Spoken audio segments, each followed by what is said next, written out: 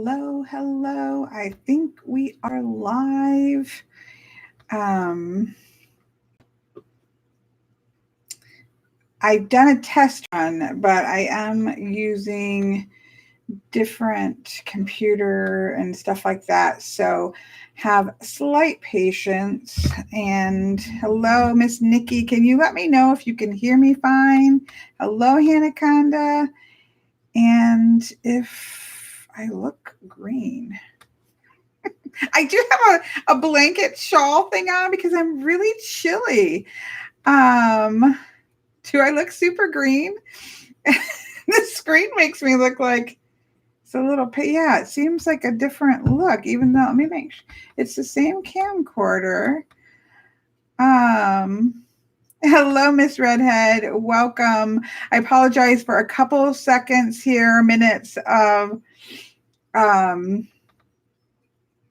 tech talk, just because this is totally, I have had to switch things. My computer died. It was having problems last Saturday and it died on me.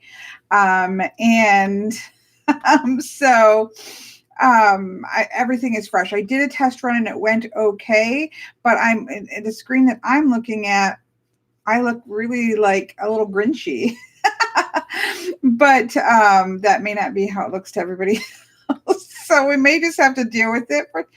Nikki says it's sharp. It's just a little dim. Okay, yeah, I'm not sure what would be making the difference, but I can always do, another test run later. Yeah, I feel like the color is off, but I'm not really, I didn't have that problem last time, so I'm not sure how to fix it. Maybe it's because I'm wearing this and I'm not normally. I'm chilly. It's a cool fall day and I have heat and everything. I have free heat actually, but I'm just, I'm in that kind of, end of a cold. It's been a long week of trying to sort out computer things and I just want a hot cup of tea and a snug. So yeah, I guess I'm not going to worry too much about it, but I will have to figure it out because, well, here, let me look at something.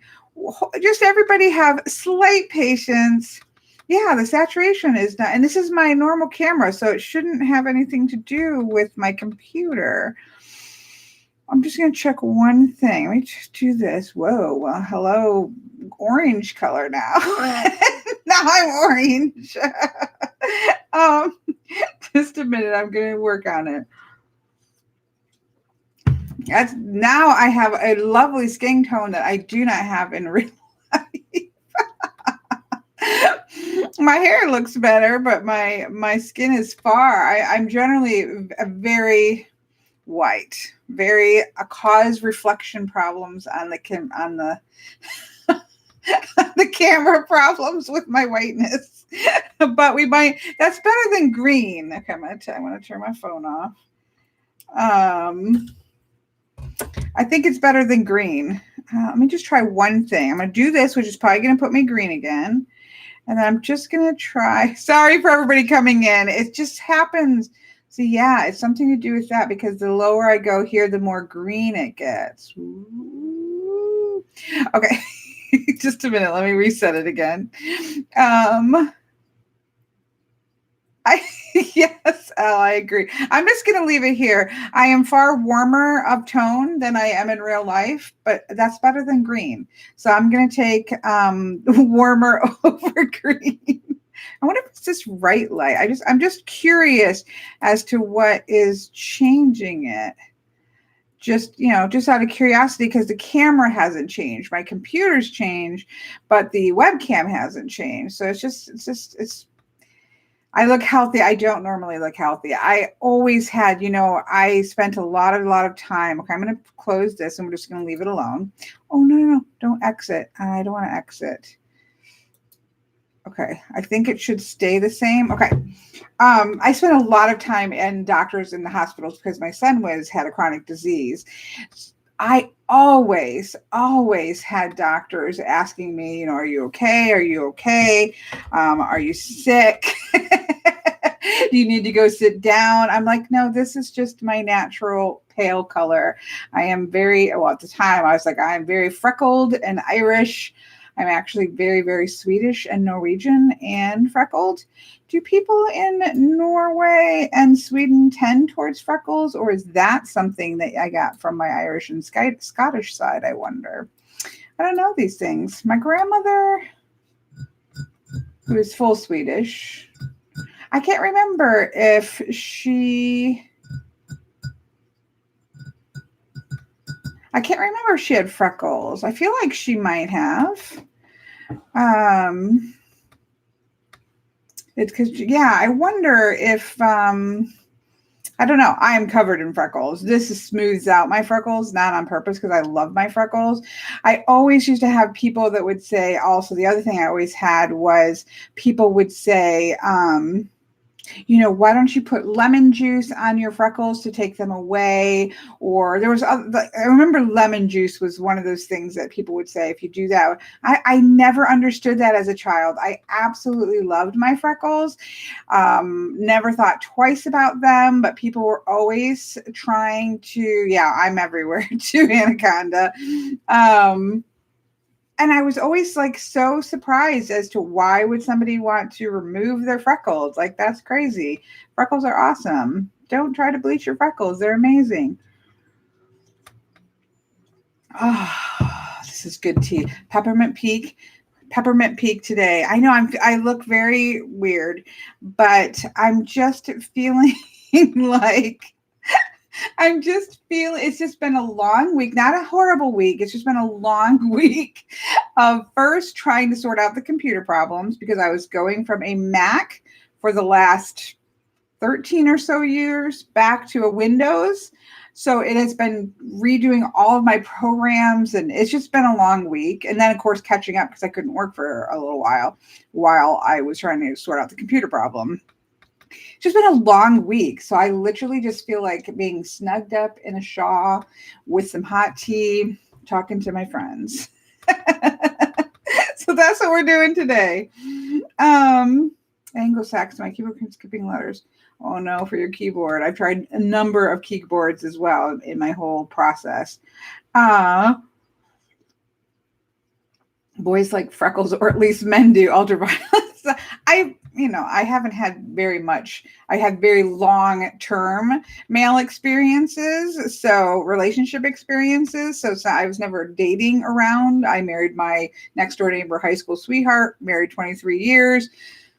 Other one, long-term relation. Like I have not had a lot of dating experience to say whether men like freckles or not, but I've never had that be something that somebody didn't like, except for apparently adults trying to tell me to bleach my freckles out.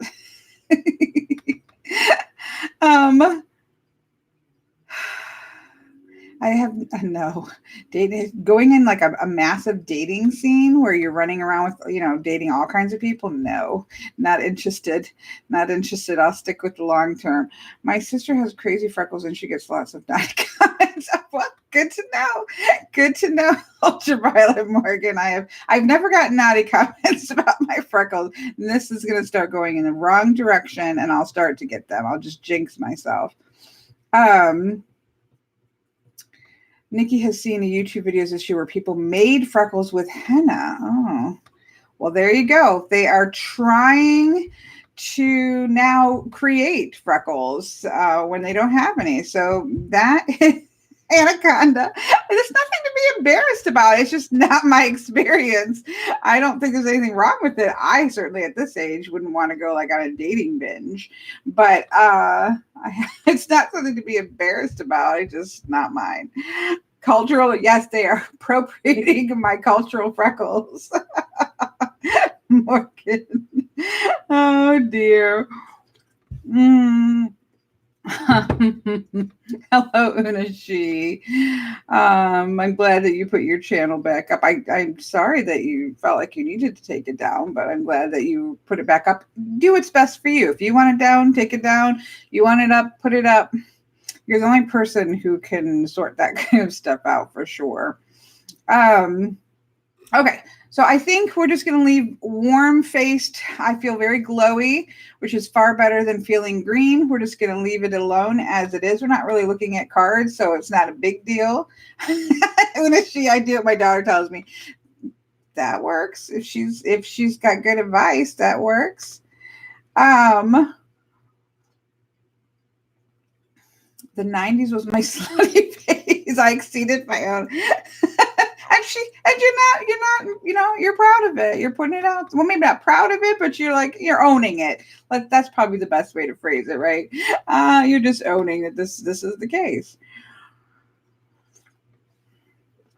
In some ways, it probably would have saved me a little bit of heartache to have not married my childhood sweetheart, but then I wouldn't have my beautiful children. So, you take the life that you had, right? Next life will maybe have different experiences. Oh my goodness. Okay. We're apparently rolling right into the random chatness because my brain's a little bit mushed. And so, but I do want to we're just going to have grace.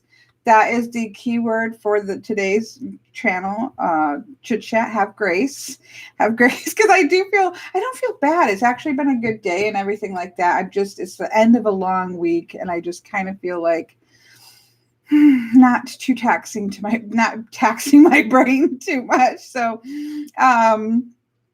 so have some degree of grace, but I still want to have a conversation. So I didn't know what to name it. I don't even now remember what I named it because it doesn't show what I named it anywhere that I can see. But I think I named it like out of body because I wasn't sure. Oh, out of the body. Thank you. I couldn't remember. I didn't know what to call it. I thought this could be a conversation about all things outside of the body. So out of body experiences, near-death experiences, which are often out of body experiences, ghosts and spirits and paranormal things and what you think about that, or what about that? What do you believe about that? How does that work with your sense of worldview? All of that kind of out of the freckle body. So just anything like that that's kind of outside of the physical body, journeying, which again, that could be in the dream world, or that can also be out of body experiences, that type of stuff. Like, what you feel about, because to me, the interesting thing about out of body experiences is that I think that it definitely highlights the aspect of spirit or soul, right? Astral projection, for sure. Astral. This is why I'm saying to have grace. I'm asking for grace because I think I'm going to mess up lots of words. I saw her astro file. So I said astral projection, which is astral projection. I did a lot of work with astral projection. It probably, I would say it would have been in the 90s to 2000. I've definitely have astral projected. I don't really have a whole lot of problems with that. That's I think a natural phenomenon. And I guess let's start here. I think there's several categories here. So let's start and try to have some logic despite my mush brain. So I think there's several components to thinking about out of body experiences, right? So the first component is this idea of what we believe about what it means to be human, right? That does the human have a soul? Does the human being have a spirit? Is there a difference between body, soul, and spirit? I don't really see three things. Like, I don't really see this idea about, I know, Mark, I'm sorry, I'm going to be very easily distracted. Morgan says, while we were being slutty in the 90s, Kelly was astral projecting. It's true. Remember, let's just kind of remember that I got married very young. I was very religious, came out of very religious, that you got married right out of high school, wasn't a lot of choice involved.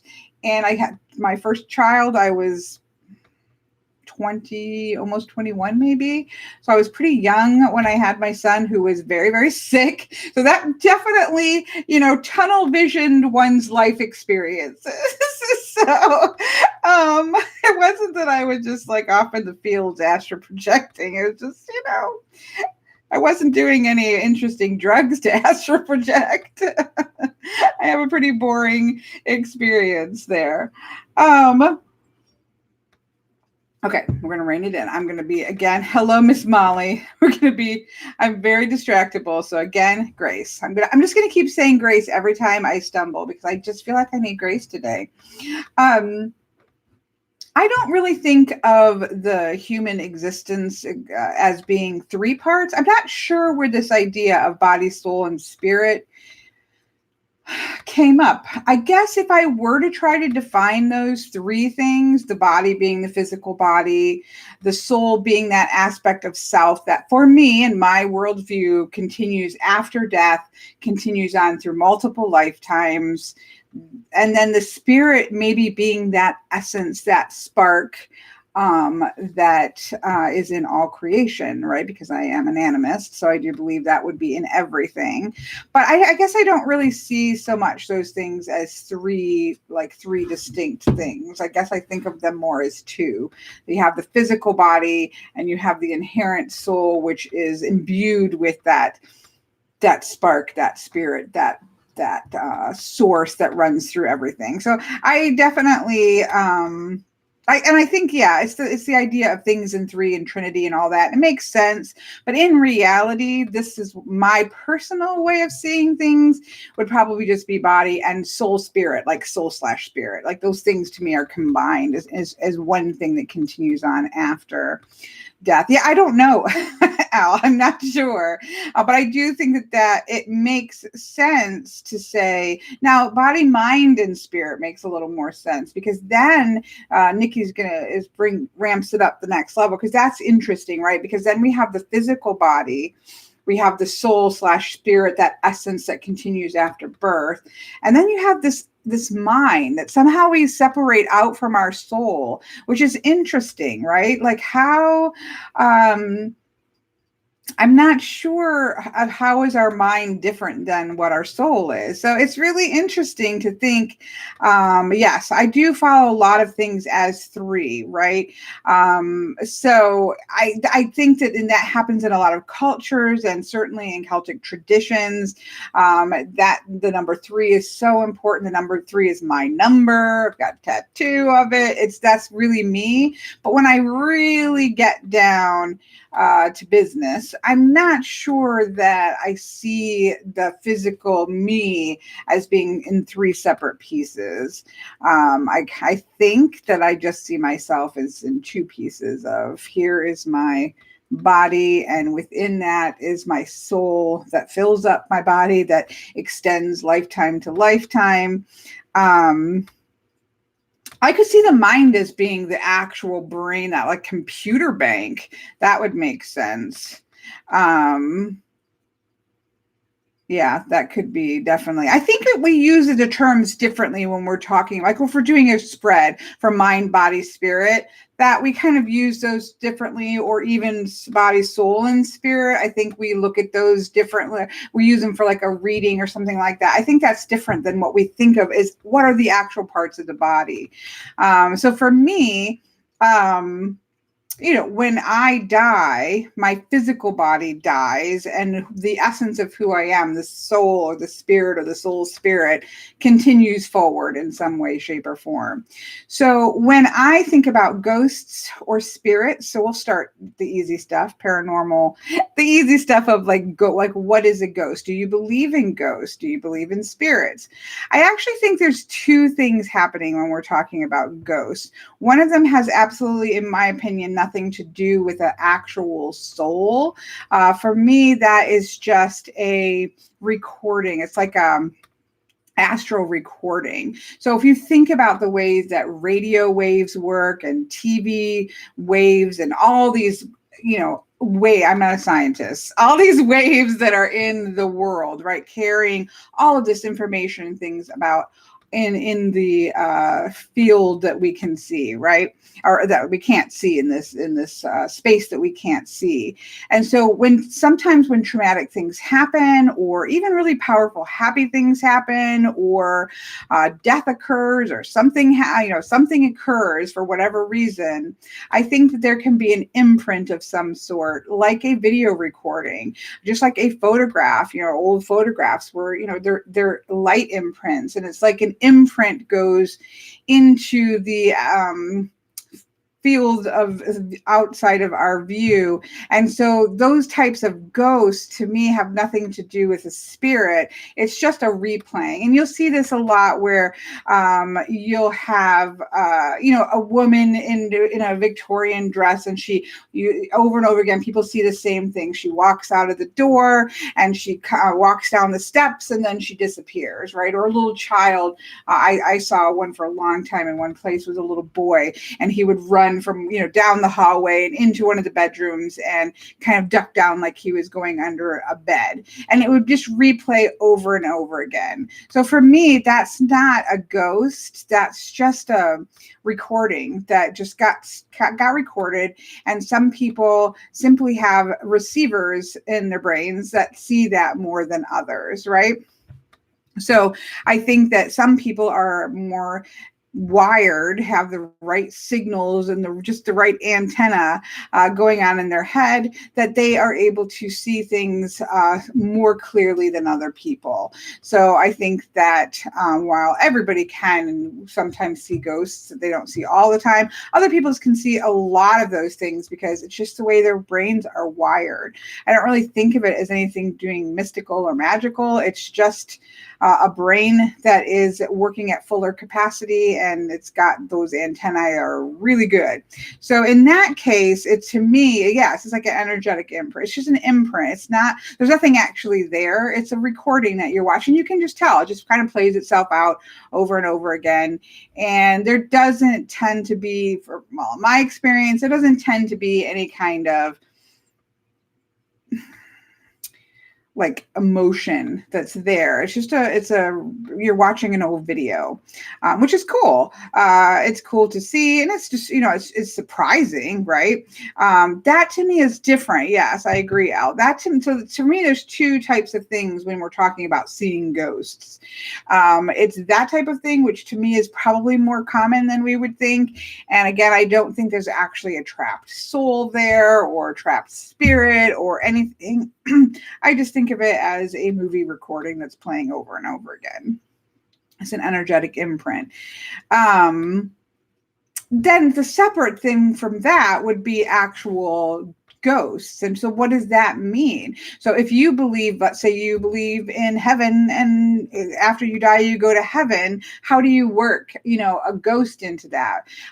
If the way I was raised, absent from the body means present with the Lord. So then there really couldn't be any kind of ghost. So anything that you would see would have to be a demon or something negative like that. It couldn't just be a soul that's just kind of stuck in between. I believe in reincarnation, but I don't necessarily believe that the moment that you die, you're instantly reincarnated. So there's always going to be a space between that time period, and a lot of stuff could be happening in that space between. I think that in my personal, this is all we can do is our own personal experience. Some people don't believe in ghosts at all. That there is no way in which a spirit could be trapped in between or anything. Some people don't even believe we have a soul or a spirit, right? So then as soon as you're dead and it's over with. It's really interesting because a lot of when you see certain things, how you interpret that is going to be dependent upon the way that you see the world. My personal experience, I've seen many, many, many, many, many things.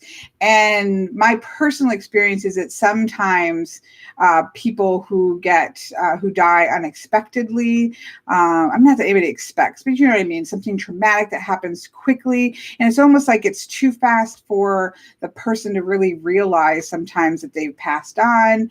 And they're just they're confused, and they're a little bit in between the both worlds. Like they can't they aren't quite one place or another yet, because there's a space in between where they just got a little stuck because it was just something just didn't go quite as smoothly as maybe it could have gone. Yeah, so they have that. So I'm trying to get it all out here before, hello, Mr. Patrick, before that's what I was wondering about reincarnation. If there's a separation of spirit and soul, and one gets reincarnated, one stays in heaven.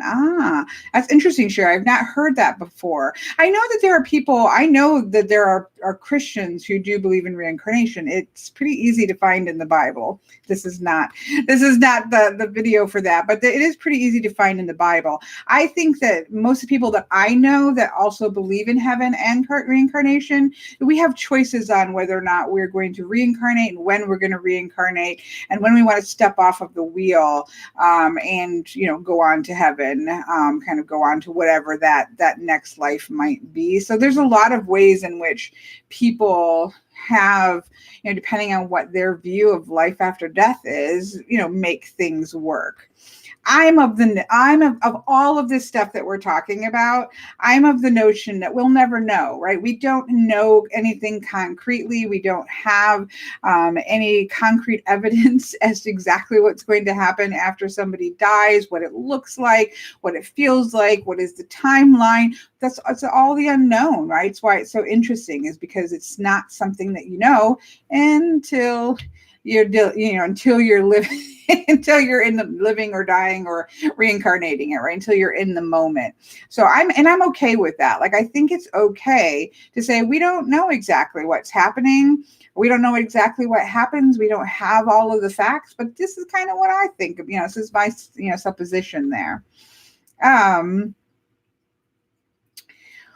Elizabeth says, what are your thoughts on younger people being able to see ghosts or entities? I think that younger people, and we've talked about this a lot with fairy as well, because I also don't believe there's just one dimension. But again, we'll talk about dimensions in a different place, because that could also account for what sometimes people see. It's almost like seeing through to another kind of, let's say here we are and there's another dimension over here. If you kind of see this blurry images or sounds or things like that kind of popping through, and you're just kind of hitting a thin spot and maybe just seeing something that is someplace else, which is interesting. But anyways, back to Elizabeth's question, to me, again, this is all from my perspective. Children see things like this, fairies, ghosts, whatever you want to call them, far more readily, because I believe we're meant to be capable of seeing these things. And as we get older, we teach children not to see those things. That's not real. No, you didn't see that. That's make believe. That's just in your head. It's time for you to grow up and stop thinking, talking about these things.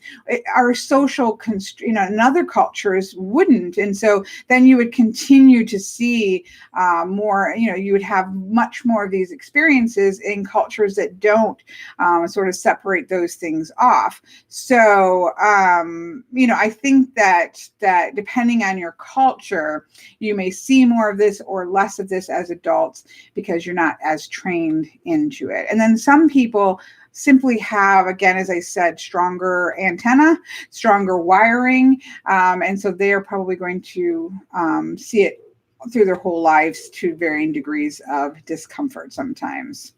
Anyways. So that's why I do think that children and younger people can often see more, is because we haven't, maybe those children they have a strong enough gift where it can't be suppressed. Been there, done that. Or they grew up with parents who did not do that and who encouraged the ability to see in these types of things. It is a huge topic. All of these topics are, but it's just something for us to chew over and mull over, because it's interesting. It's fascinating. We gaslight children so badly, we teach them yes. And then tell them stuff is, yeah, I know. It's ridiculous, Molly. It really is. In a non-linear universe, a different dimension, we can be at more than one place at one time. True. Very true. Well, I think that's true as well.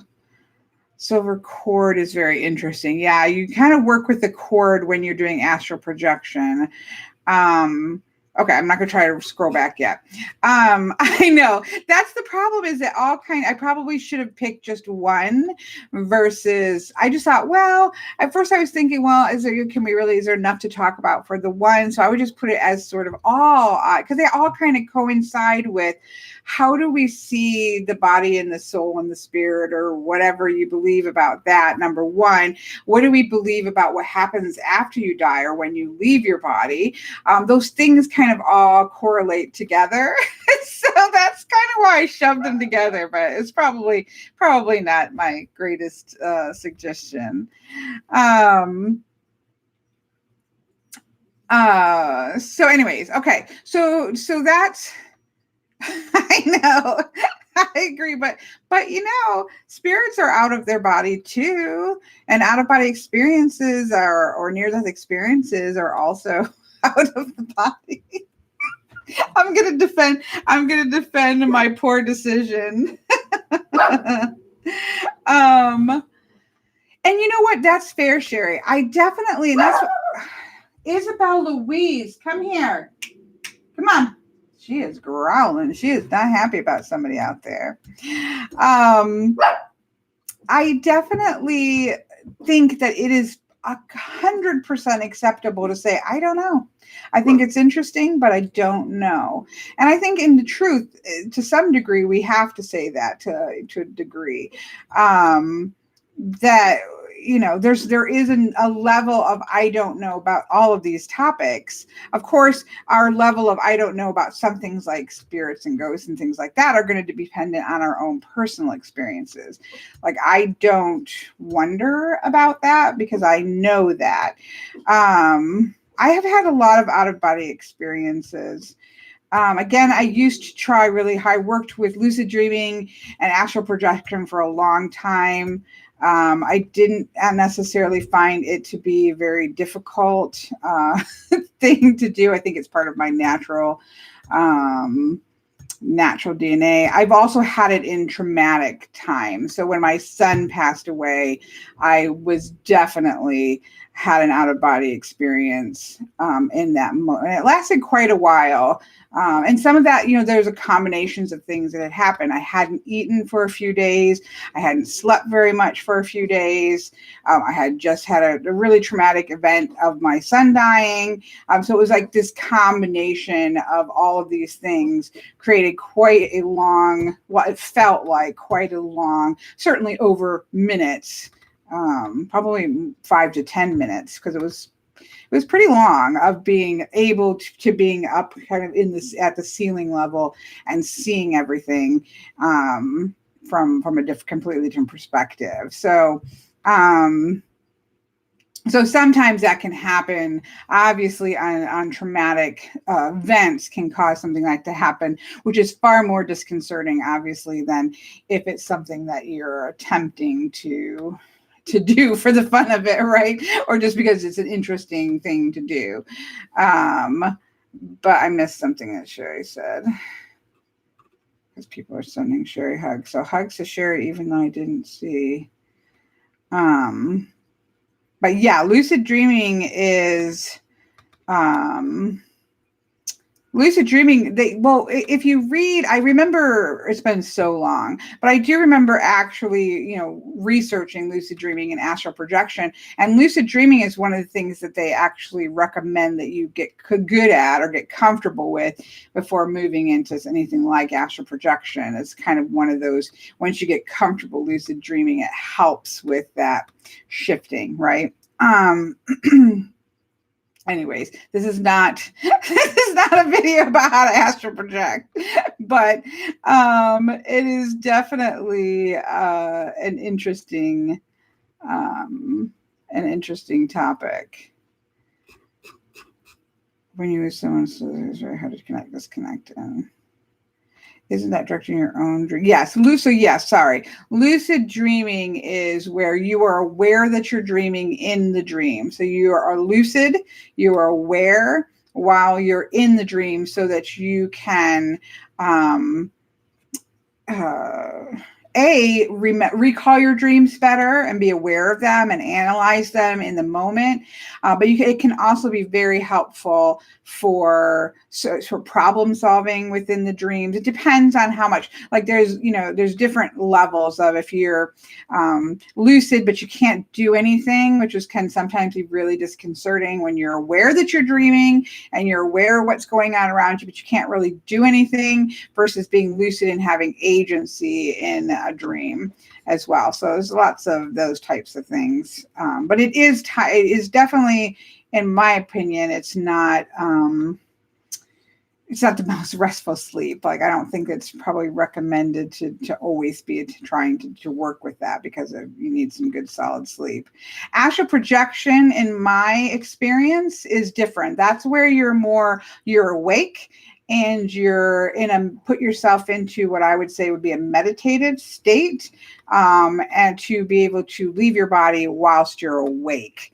That's a little bit different than lucid dreaming, which is where you're awake in a dream, or you're aware in a dream, if that makes sense. And again, this is just my experience. This is not, or my understanding of these terms. I'm not an expert, but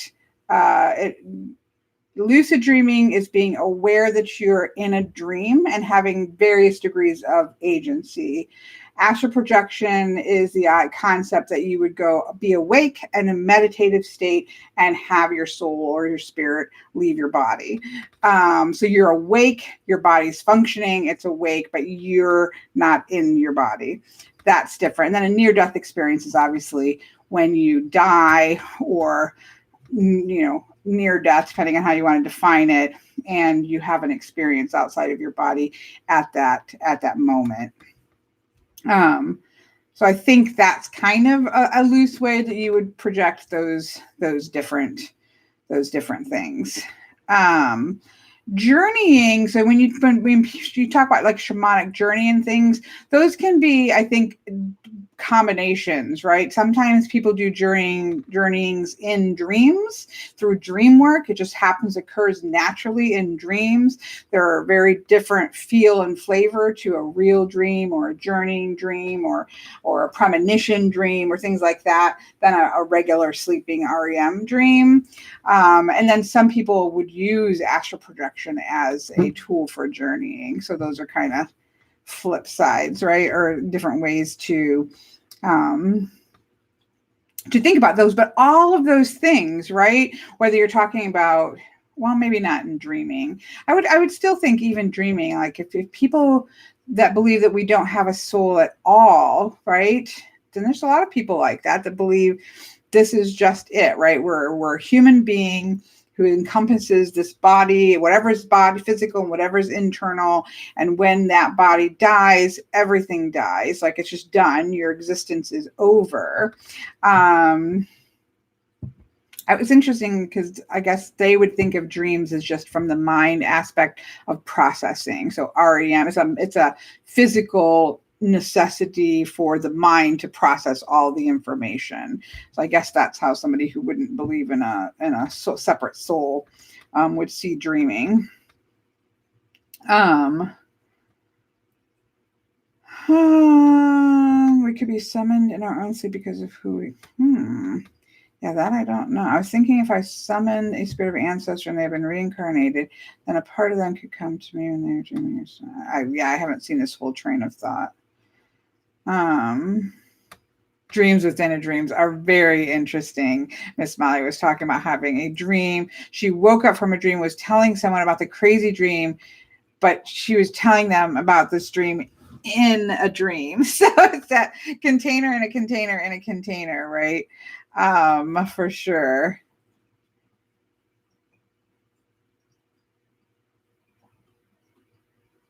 I've lost the I don't have the train. People are connecting in the chat, some kind of conversation, tying together reincarnations and dreams in some way, but I'm not entire. I haven't seen the whole conversation, so I can't quite grasp what the thread here is connecting dreams and things like that with reincarnations. I don't have a good thing on that. So anyways, so I'm not gonna try to jump in because every time I try to jump in on those types of things, I'm like way off base. Nikki just wants to copy a deck. Nikki's like, no, I'm done. But think about it. We've kind of some things that we've had to chew on in the conversation is we're chewing on, okay, well, what do you believe? Do you believe that the soul exists outside of the body, right? That when you die, your soul either goes to heaven or it reincarnates or does something. You have something that is not just physical, right? So that's one fairly easy question for Miss Nikki, right? Nikki just be like, okay, do you believe that the soul exists outside of the body? And then that's like, okay, so then we talked a little bit about ghosts and spirits.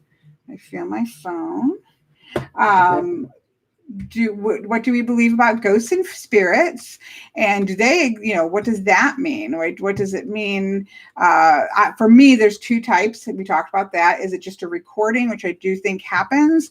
There's not really a spirit that's there, and then sometimes it's the in-between state, and then also you could be seeing something we threw in a third thing. Oh, well, maybe we're seeing something through to another dimension, right? And then Nikki's so right. Like we tried to cram too much into into one topic. Nikki says, I don't like ghosts and spirits, but I do believe some are out there. Heard some and felt some energies or signs. So it's not something that you're comfortable. And that's a lot of people, I think that's the case, right? Where you might say, you know what? I know there's something there. I know there's something to this idea of ghosts and spirits and things like that, but I don't really know what it is that I believe about it, and I'm not really comfortable with it. I don't really want to, I don't want to attract it. I don't want to go looking for it, right? That's just not what that's just not something that I want to put myself in the position of having to deal with, which I think is perfectly acceptable, right? I think it's perfectly fair to say, you know what, I know there's something that's more there, but my life right here is a life that I'm going to live, and I'm just, that stuff's going to sort itself out in the end. So I think that's a fair way to put it. Okay, I keep getting the same call, so let me just a second.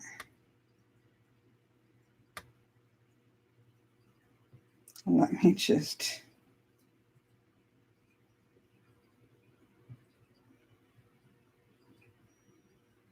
There we go. I know, Chris. I know it's my fault, Chris. I made the topic way too broad when we should have chopped the topic into separate pieces. But for some reason, I was thinking, well, we need to have plenty to talk about, so I'll lump it all together. Hello, I'm sorry, Artistry. This is your first live, and I apologize because you kind of got thrown. What we've been doing for our live chats is having a topic for the first hour and then having it kind of go a little bit loose and stuff after that. But in this case, I bit off a bigger topic than we can chew.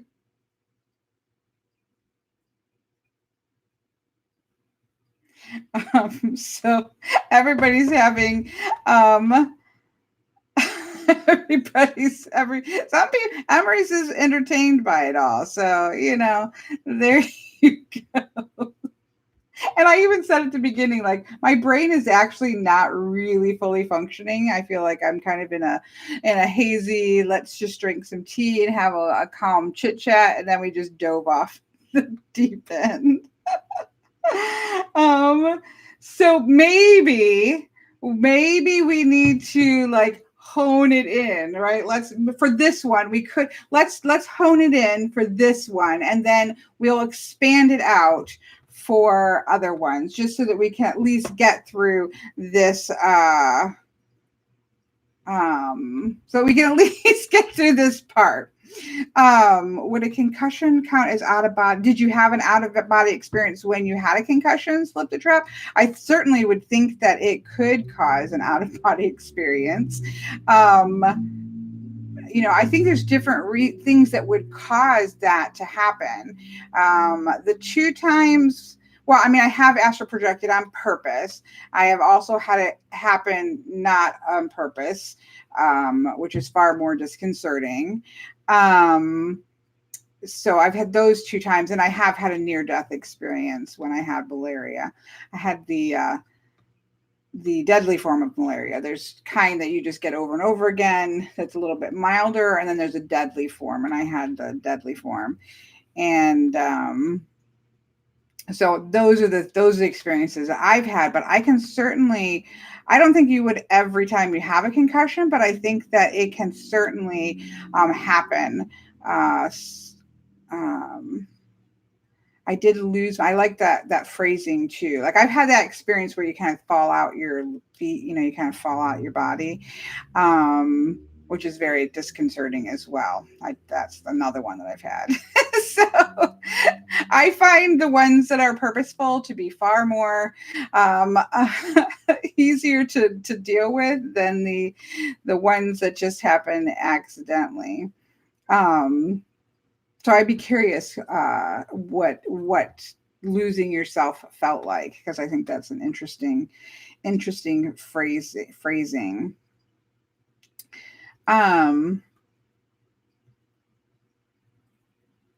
Okay, I'm just trying to see if I can. Okay. So I've had out of body with high fevers. That makes sense. And I think that as we've tried to differentiate, the difference would be between an out-of-body experience and dreaming would be obviously whether you're awake or not. Lucid dreaming being aware inside a dream, but you're sleeping, right? Your body is actually sleeping versus actually being awake, and something like that happening. We've kind of separated those two out. But here we go. How did you experience those moments? Is it the mind or the soul? That's interesting.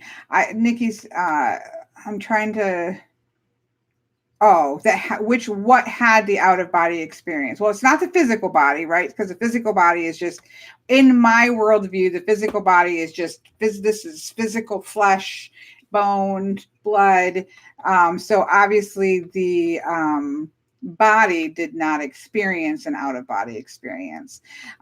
So for me, the mind, well, I've had different ones. So if we're talking about the one that I was awake the whole time, which would have been when my son died, I would say that my mind and my body my soul experience being outside of the body, but my mind was still functioning and I was still talking. It was very irrational, and that I was obviously had in grief that my son had died, and I kept saying, I don't want to do this. I don't want to do this. I don't want to do this. And there was a nurse that was giving me orange juice because I hadn't drank, I hadn't eaten for a couple of days. I hadn't slept for a couple of days, was trying to bring me back into focus. So I, as a spirit or a soul, I could see all that, but I was also experiencing being in the body and feeling those things. So it was both. That we talked about that, Chris. We talked about that at the beginning, whether or not, when people say body, mind, and spirit, or body, soul, and spirit, or body, mind, what's the separation there? Like, I kind of see it as two things, and the mind as being sort of a physical computer processing, perhaps, and the soul and the spirit is what exists outside of the body and moves on to the next incarnation. But then we also have memories and things that cross over incarnations. So I don't know. We don't know. I guess that's part of the what's interesting about it, is because much of this is, I don't know, right? These are my experiences and how they shape how I see the world. But do I know anything, right? What do we really know as in factual is very interesting. So Nikki said, I think what you're saying, Nikki, is that the spirit is something that is outside of yourself. So that would be like divinity or divine energy or source or spirit, maybe. The heart to me is the soul, I guess. For me, the heart is the soul. Like the heart is like the core of who I am. The heart, I think that's more of a for me. The concept of the heart is more of a metaphor for a sense of that this is at the heart of me. This is at the core of who I am. So I don't see that as something that is different. I see that as relating to that deep core in my soul or spirit. It's fun to just talk about it though, right? Because it's not like you have to be, I think letting go of the need. And I think that what can be really frustrating is if we really have this need to know exactly how it works. And yet none of this stuff is things that you can know exactly how it works to some degree, right? There's always going to be a degree of uncertainty because it's belief. It's in the realm of experience and belief. And so you have to, you have to take that leap of faith, so to speak, and just allow that we don't have to sort it all out. As a Libra brain, that can be really difficult for me, right? Because I do want to figure it out. I do want to know. I want to have the answers. But I also am somebody who enjoys just saying, all right, these are my experiences. My experiences are all I have to go on. So they shape the way that I see the world. And that's maybe all there. That's okay for that to be just that. Someone who's heartless is soulless. I often think of someone as heartless as broken. There's some damage there. I don't know if they're soulless. They've just been broken. I feel like the heart and mind are the same, not two separate entities working for disparate goals. Yeah, that's interesting. When we bring I think that when we bring in, it's definitely, but then I think about, I mean, maybe the concept of the three pieces is a little bit more, but then you think, okay, so then if you believe you have sort of a mind, heart, something that's kind of connected to the body, it's experiencing the body, and then you have this soul that is kind of going across different lifetimes or going to heaven or whatever you believe about the afterlife. I don't know. I don't know if I see those things as separate. Elle sees the heart as a muscle. Spirit is all around us, just in another vibration. Yeah, I definitely believe that. But I also believe spirit is in us as well, because I think I'm an animist. So I do believe there's spirit in everything. So I guess I see that way because our emotional heart center is located in the brain. Yeah, there's too many. I'm not sure what Sherry's talking about there. We see spirit. Nikki's really wanting us to get to the part where we're talking about decks. I'm sorry. I'm so sorry, Nikki. I've taken your Saturday. I've taken your Saturday and made it stressful, but it's interesting. It's things to chew about, and we can revisit. We'll split these things up and revisit them separately. I think is the big mistake on my part was thinking that they were, let's just throw them all into one big pot when they should have been split up. So for people who have to watch this back, I really feel I really feel bad for them. Elizabeth says, you believe you can manifest spirits, meaning like call a spirit to you, like call forth a spirit, like a spiritualist might do or something of that nature. I guess I believe that you probably can. I don't necessarily believe that whether or not I believe you should, or whether or not I believe that I personally should. So do I believe that you can? See, it depends. This is the interesting thing, right? Because I believe in reincarnation, I do believe that at some point, the person's spirit or soul is going on and moving into another lifetime, right? They're going forward and they're living whatever that existence might be, whether they're going to heaven, whether they're going to onto another life, whether they're going into sort of a limbo space to just take a break for a few minutes. Because I do believe that at some point the body is, or the soul is, that has passed away in my lifetime, is going off and about its business of doing something. I'm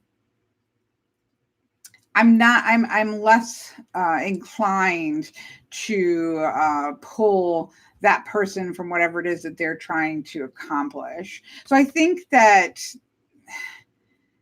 comes down to whether or not you believe person lives one life, right?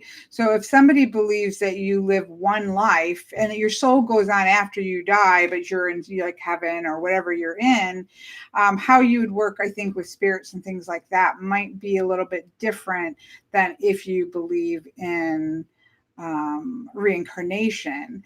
And so those, I think that's where it gets a little bit different in how you would deal with calling forth spirits. I don't think you can force, well, I don't even want to say that. I think some of those questions are more about what you should and shouldn't do rather than what you can do.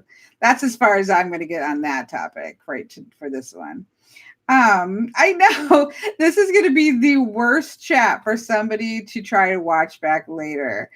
I feel like we have just thrown all of ourselves into the deep end, and anybody who wants to watch it back is going to be like, did we just enter the Twilight Zone? Because none of this makes sense, because we're going here and there and up here and over here.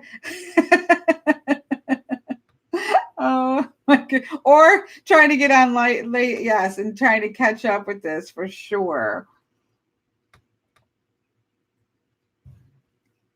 I agree. We have learned this a lot. Molly says specificity is important with chat topics. I have learned my lesson, that to be to narrow these things in, which we've done pretty good. I have to say, we've done pretty good up until today.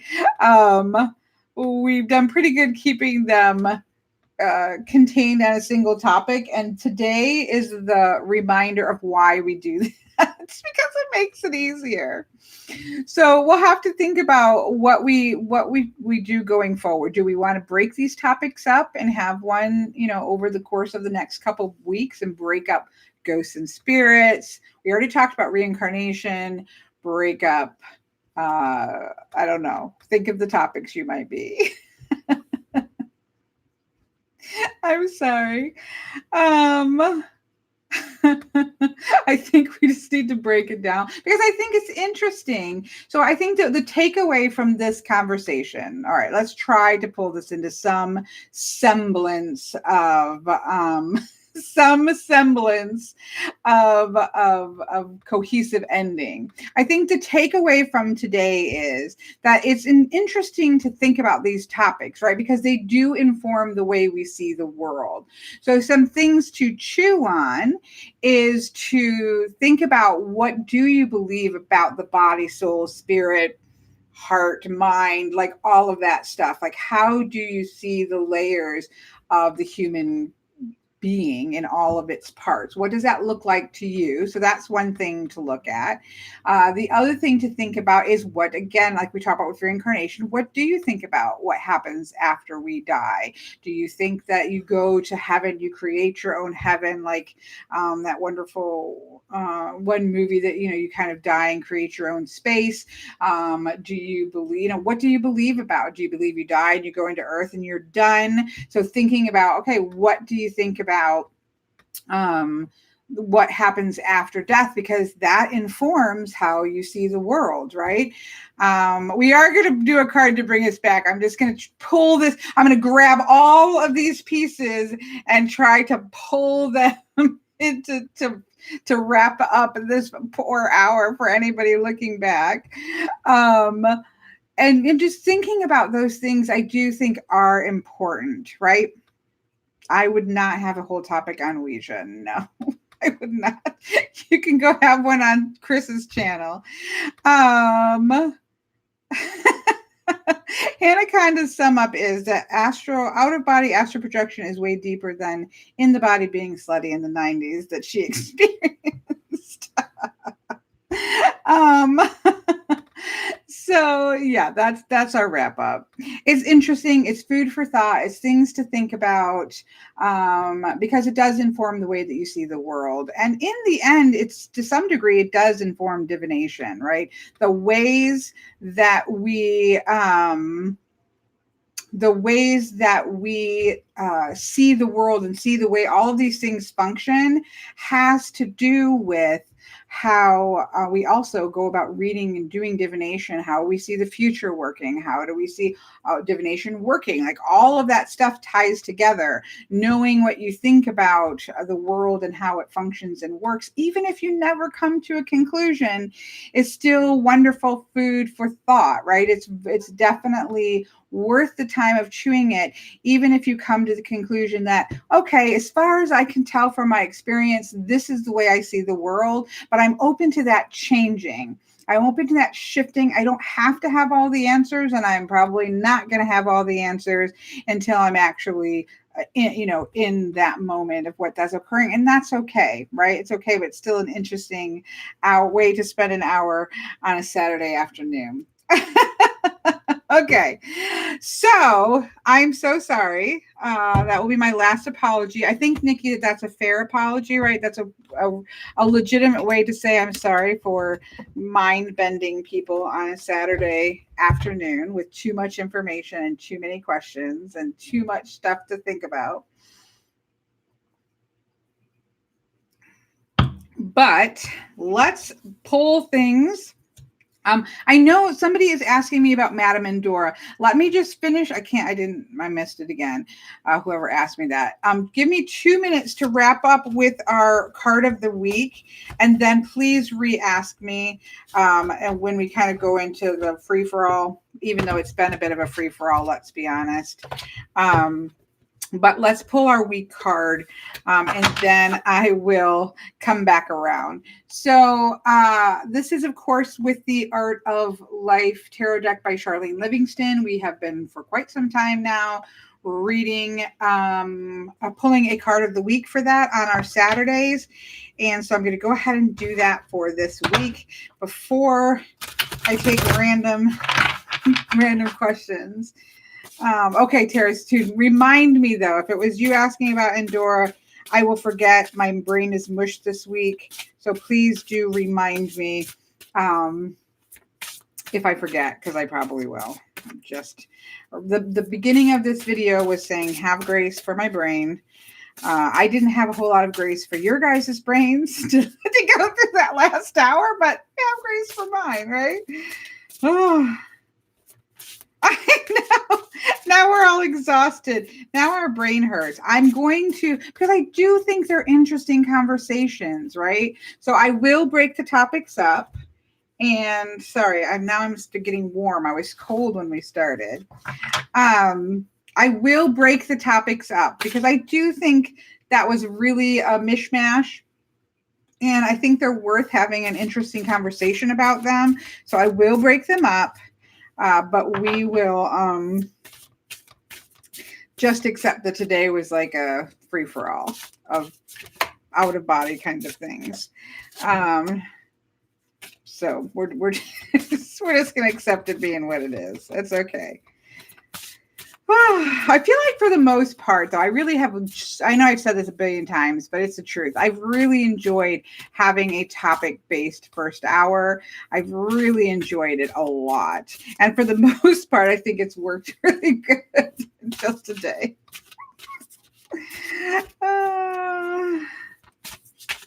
We just had too many topics today.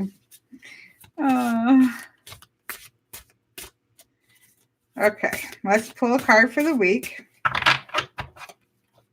Oh, I can't even hold the cards. I'm going to take this off because now I'm getting really hot. I was really cold, and now see what happens is, oh, look what we got. Now this makes perfect sense, doesn't it? That's true. All interactions is good. It's good. Here, I gotta get used to this new computer setup. We got the High Priestess after all that. Now, is that not High Priestess conversation? Apparently, this is going to continue on through the week with the beautiful High Priestess. This is a picture of Gothic window. It's from the 1900s. It's a beautiful image. And the quote is by Lao Tzu, and it says, "At the center of your being, you have the answer." Oh, this is so great for us. At the center of your being, you have the answer. You know who you are, and you know what you want. I think this is fantastic because we're just talking about how there's a lot of the stuff that we're never going to know. And that's okay. At the heart of you, at the center of you, at the core of who you are, you know what it is that you need to know. The rest is all fun. The rest is all icing. The rest is all kinds of things, right? And so enjoy it, chew over it, mull over it, discuss it, but it's not something to get stressed out by, because at your center, at your core, you know the things that you need to know, and that's all that really matters. So I quite love that. As this deck is just really fantastic. And I love that image. Hopefully you guys can see that. It's just very simple and beautiful. So that is a wonderful card for the week. If you start to feel flustered this week, if you start to have people that maybe make you second guess who you are, second guess what you know, step back into this card. Because again, you don't have to have this deck to have a card of the week with us. Just take one of your other decks that you have that you don't mind having a card sit out and pull the High Priestess card for it to remind yourself over the week that when you have that point where you feel like the world, people, and things like that are causing you to second guess yourself, second guess what you know and what you believe about things, you can kind of step back into the High Priestess mode and say, all right, at the center of who I am, I know what I need to know. I know what is right. I know who I am, and kind of recenter yourself there throughout the week because we might need this this week. So I think that's an amazing message. Oh, and I just knocked all kinds of pens and pencils all over the place. You did just hear your name, High Priestess. I do agree. Everybody can enjoy that deck. It's a beautiful deck. Okay, so I'm going to first go back to the question that I've seen at least twice.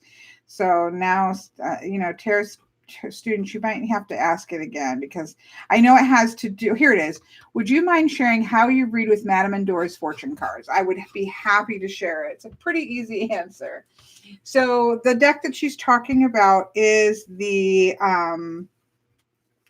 Madame Endora's fortune cards, which were super cheap when I got them, like $12 or so. I feel like we've talked about this before, and they've gotten a lot more expensive since then. But I adore this deck.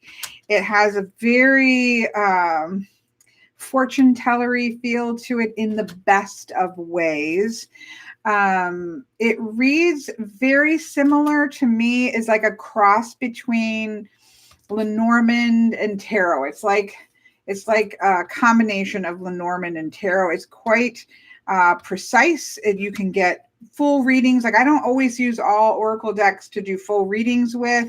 Some decks are great for card pull or 3-card, affirmation message or a message at the end. This deck for me, it functions very well as a standalone deck. And the way that I read with this is the same way I read with tarot. I really, I've done 9-card readings with it, like my general readings, and it works really well that way for me. I don't treat this any different than a system, which means it works great for any type of spreads that I would use for a tarot deck, or I would use this deck for. So I guess the answer to your question is I don't treat this differently than I would say Lenormand or Tarot. I'll do a full reading with this deck, as well as,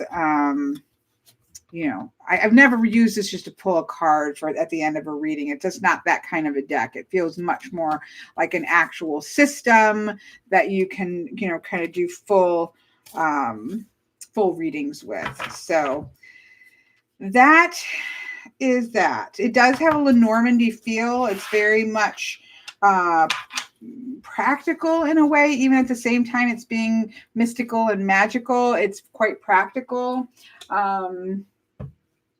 So yeah, hopefully that helps. And there's a book too. I do not have the book. I was going to get the book, and then I saw pieces of the book somewhere, and it felt like it was more a book about like other types of divination and things, and so I never ended up getting it. But recently I saw pictures of it again, and I thought, oh, I love it so much that I'll probably have to pick the book up at some point, but I don't have it, so I can't speak to the book.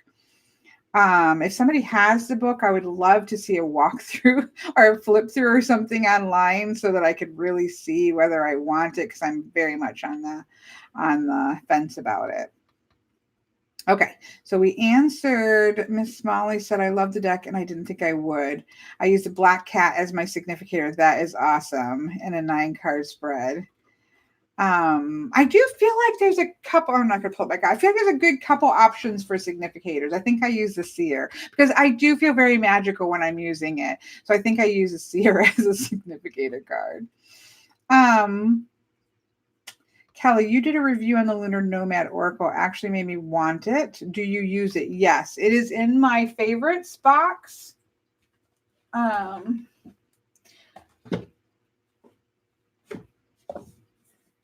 This cubicle is all of my favorite tarot, with my favorite tarot down here, which are ones I use all the time.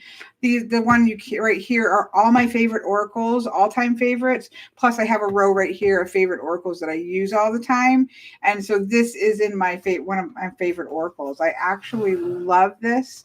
And it's an exception to the rule because I do not like large Lenormands.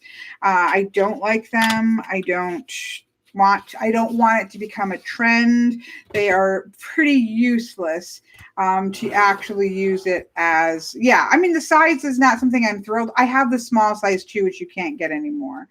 But I don't use this particular, I have a lot of Lenormand decks, right? So when I'm doing Lenormand, so I'll clarify that. When I'm doing Lenormand, I'm using a poker size or a mini size Lenormand deck. But as a oracle, because I think there's I know there is a misconception about Lenormand that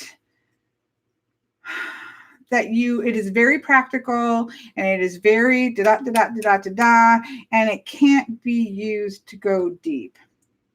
So wrong. Such a wrong misconception. These are symbols for concepts. And the concepts can be as practical or as deep as you need them to be. So I can do a grand tableau on practical matters such as work and relationships and money and all those kinds of stuff that you're going to have. And I can do a grand tableau on somebody's spiritual path or spiritual life. And it works just as good in either format. What this particular deck does is really sink into the oracle nature of Lenormand. Because it is so large, it isn't something that I would do, obviously, a grand tableau with. But I'm going to sink more into just deeply, and whereas I might be using a regular Lenormand deck just to say what I need to say, sentence structure, bam, bam, bam. It's quick, it's easy, it tells me what I need to hear. This I might sink into it a little bit more. I might sink into this idea of clouds and not being able to see things clearly and how that makes us feel and all these types of things. It's just a playground. It's an excuse to fall a little bit deeper into each one of the cards versus use them very quickly and symbolically. So I really love this. I think it's a beautiful deck. and I do love it, and I do enjoy it, and I do use it, and it's in my favorites of all my Oracle decks. It's one of my favorites. So,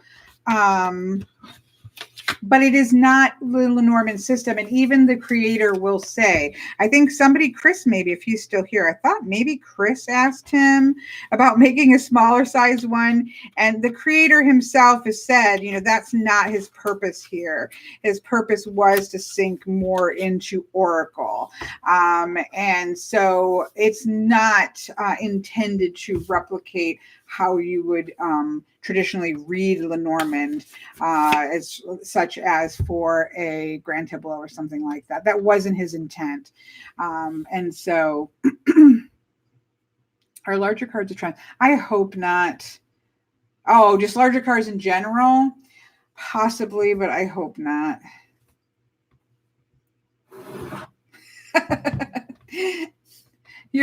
Are you missing the intensity now, Miss Nikki? Do you want us to go dive back into the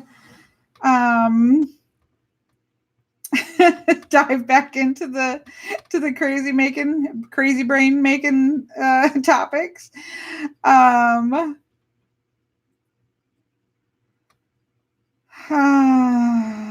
I think that Lenormand can be read really intuitively too. I do feel like Lenormand is one of those things that has a lot of misconceptions around it. And some of it, in all fairness, some of it can be traditionalists who are like, this is the way it's read. Here's a structure, sentence structure. It's a noun, and this is the adverb, and this is the order that it's said, and this is the combination. You put these two together, and this is what they mean, and they can't mean anything else, right? So there is some fault, but I don't believe it. One of the best ones that sink into that understanding at a pretty early on when Lenormand decks were starting to come out and be more popular is the Celtic Lenormand. The guidebook really has all the basic Lenormand things for sure. She does have extra cards, but she also talks a lot about as well in the guidebook as well as on her blog about kind of stepping a little bit further into the oracle nature of Lenormand as well, which I think is you can, just like there are people who will only ever read tarot. That's their jam. That's what they do. And they spend their whole life with tarot. Lenormand is the same. You can simply have Lenormand and never use any other system and be able to answer all the questions that you need to answer, whether they are deep soul searching or practical nature. It's a system like tarot. And so it can function on its own in a full broad spectrum capacity, which is fantastic.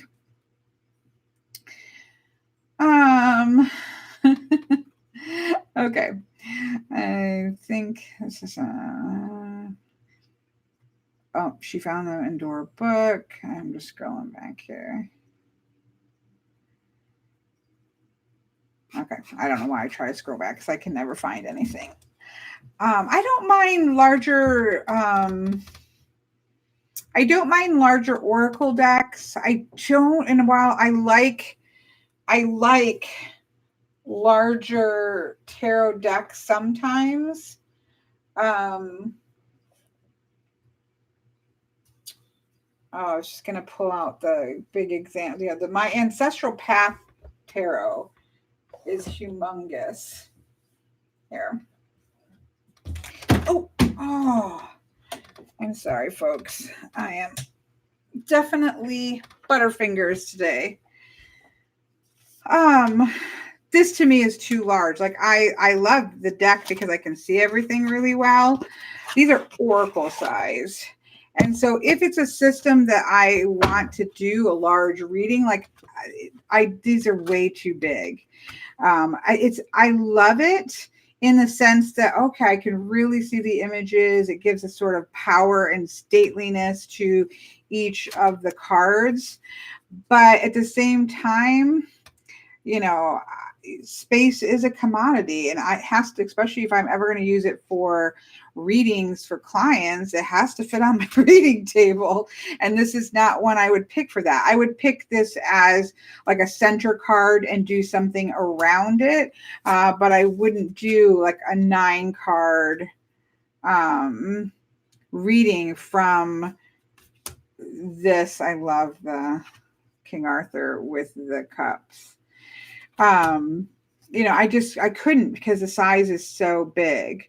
But it's such a powerful deck that, I kind of would like to be able to do that. So while I like this size actually for an Oracle deck that I'm going to pull 3 cards from, for something that is a system like tarot or Lenormand or something of that nature, or Kipper, I don't really want to see ginormous cards, because it means that that's a deck that I'm not going to be using for client readings, or even large readings for myself, because I just don't have the space for it.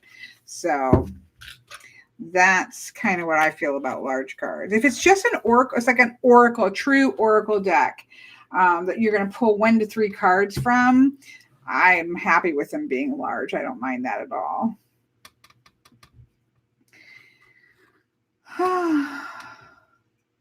I'm exhausted now. I told you I was exhausted kind of going into this, but that first hour is just like, whoa, now we all need to take a nap. Lisa, sorry. We're all burnt out talking about trying to keep too many things straight. I like big decks and I cannot lie, says Anaconda. I'm scrolling back a little bit. There are some, now Al makes a good point. I'm sorry, I'm scrolling up a little bit. Al makes a good point that there are some decks that we wish were going to be bigger, right? Because the opposite can happen. I really love compact decks, but at the same time, if it's an artwork style that is very detail oriented, then I do prefer a larger deck. I think my favorite size deck, I like a good standard deck, but I have to say, I don't know if it's standard. Let me see if I can grab it. Probably not. I'm going to dump something.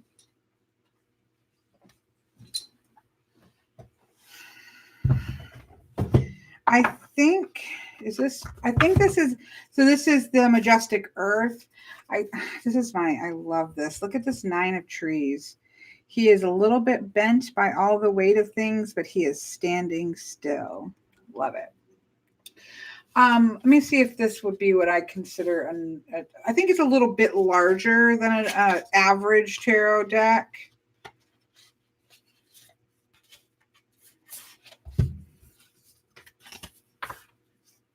Yeah, so it's a little bit larger. I would say Darkness of Light is a pretty standard tarot deck size, and the Majestic Earth is a little bit larger. This to me is perfect. Like, I really love the size of, I love the card style. I love everything. It's a perfect deck for me, period. But this size is just a little bit larger than normal. I think it's just about perfect. So if all tarot decks were this size, borderless, bam. So that's perfect. But I'm fine with just standard sizes as well. I have a couple smaller tarot decks that I enjoy having, but I wouldn't want them to be my primary decks. I do too, Lisa. I'm not a big fan of the white ones, but are there going to be copies available of what? I'm not sure which one. Maybe the Majestic Earth. Majestic Earth, I believe she said that there was going to be copies available, but I don't know when.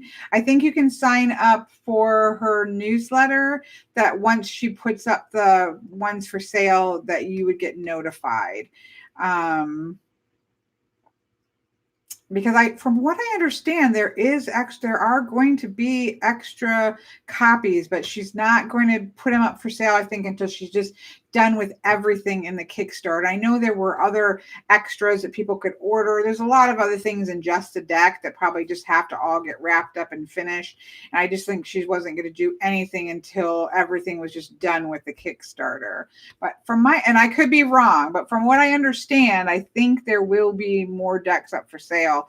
It's just patience. It's worth the wait. My friend Carol, she ordered the deck through Kickstarter, and she hasn't gotten hers yet because she was putting them out. I think maybe first it was US and then it was, I don't know, but she's in Canada and she hasn't gotten hers yet. So the Kickstarter is still like, I think she's waiting for all of that stuff smoke to clear first.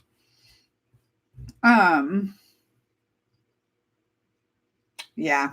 Tarot student still waiting too. Yeah. And she's in Canada, which generally gets a little bit quicker than say, full on overseas, but she's still waiting for her. I mean, it's worth the wait. I know I would be frustrated if it was me. Trust me, because I've been waiting. That was my number one most wanted deck of the year, of last year and this year. So I would be disappointed too, but it's worth the wait. It's worth the wait. But that, I don't know why I brought that out. Oh, because of the size. That to me is the perfect size. A little bit bigger than standard, but not so big that it's not usable.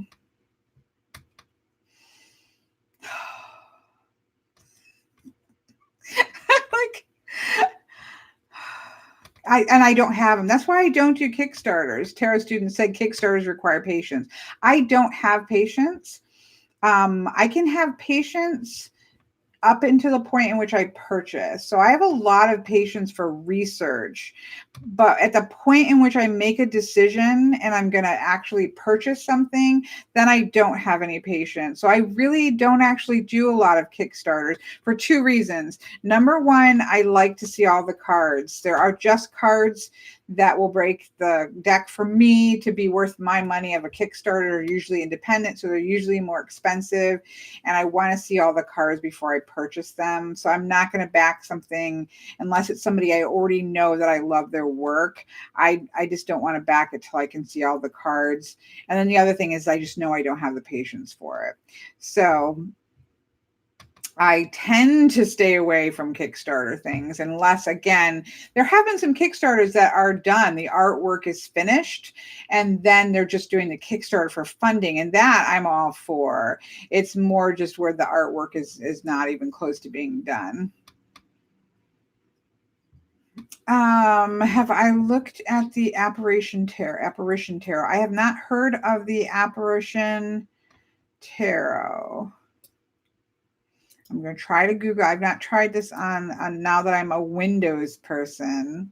I was telling my friend Bart that, I've been a Mac person for at least, 10 years in terms of the job that I had that purchased those two Macs. But before that, I had a smaller MacBook, and like a 13-inch MacBook for a couple years before that. So it's been at least 13 years, I would say, that I've been a Mac person. So coming back to Windows was a little bit of a scary thing. I've not seen this deck before. So I don't really have, oh no, I can't close that. Shoot. Oh no.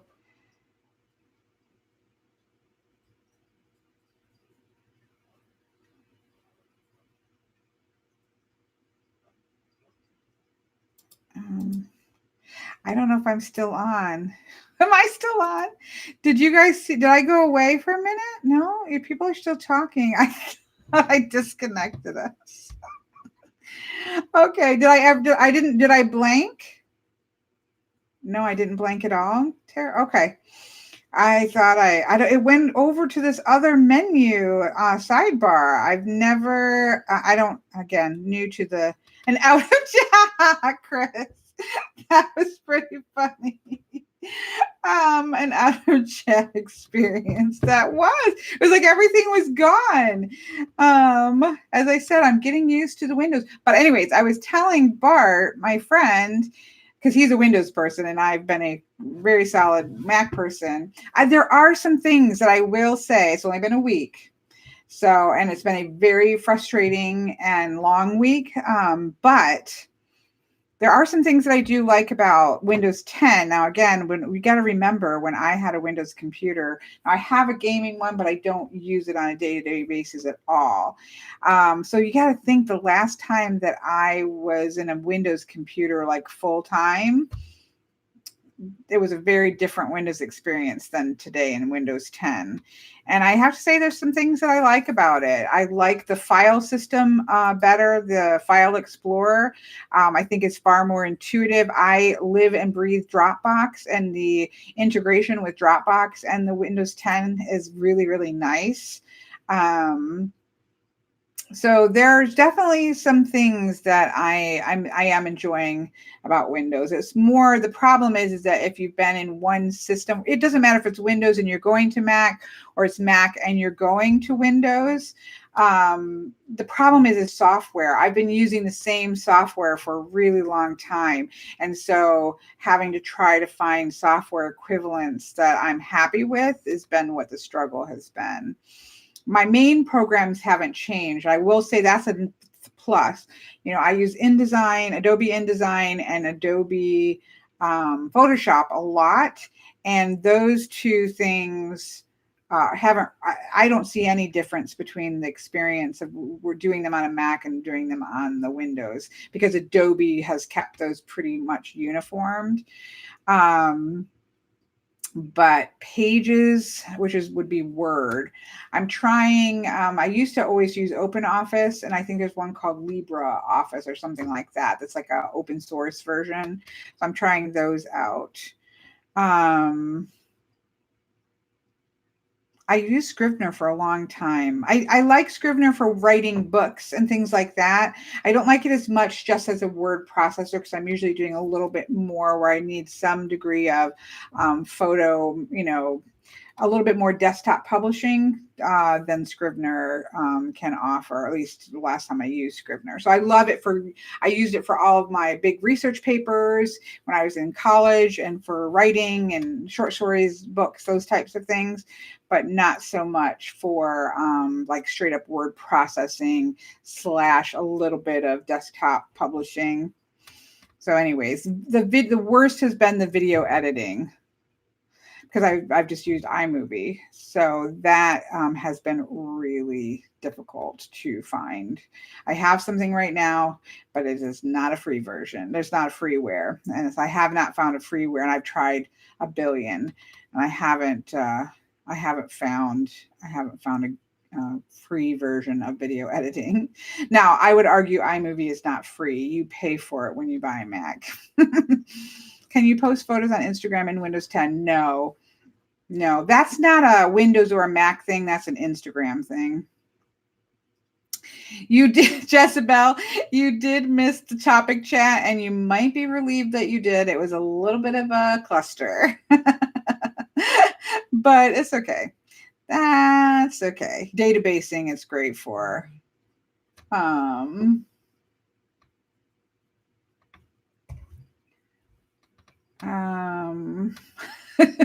Molly. You didn't pay for it, but you paid for it. My point is that the cost of a Mac. So when you buy a Mac, you get a lot of software like Pages and Numbers and iMovie and things like that. That's not free in the sense that it's built into the cost. Macs cost a lot more. And so, yes, you're getting free software, but you're paying for it. At the end of the line, you're still paying for it. It's why it's so much more expensive. And it's fantastic software. I am not going to knock the software because I love it, but it's not free. It's just built into the cost of buying a Mac. My bitterness of having to go back to Windows has faded down. It's been a rough week of just accepting this is just the way it is. But I never had any crashes on iMovie. I know a new iMac, it's got to be more than 130 decks, Chris. That's for sure. I did salvage I'm looking at it right now. I salvaged, hello, Mac. Once I got everything out of it, I wiped it and reinstalled it, which I've done 3 or 4 times in the last few months. But it's fine if I'm just using it as a browser. So I plastered it up against the wall at my painting table so that I can use it just for like watching YouTube videos and my, photo things that I'm using, inspiration photos and things like that I'm using for painting. So it's like precariously plastered onto the wall at my painting table just for that, because I couldn't throw it out. It's such a beautiful display. It's gorgeous. I couldn't throw it out, even though it's only good for browsing. It's the last update here so people can, oh yeah, see, I don't know, because I didn't get to that part. Nikki's a window user. My bank account can't. Yours and mine too. That's why I'm in Windows right now.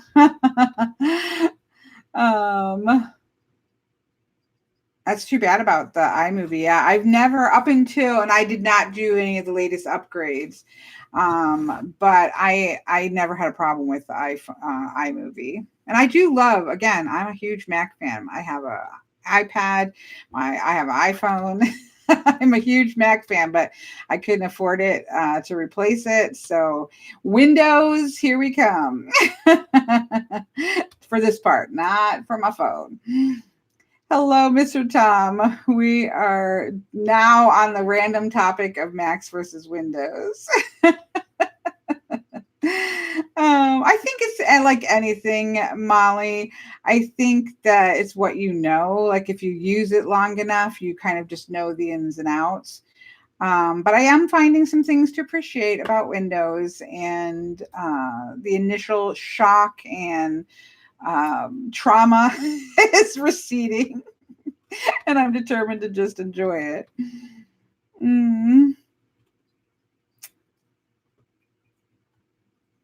Going back, I've seen so many YouTubers have just canceled scheduled things. Oh no, YouTube's been having problems. I haven't even done it. I got on and did a YouTube test one just to try to test this. Linux, I have used Linux, Chris, long ago, but I haven't for a long time, and I would probably be an even bigger jump right now from Mac to Linux. So,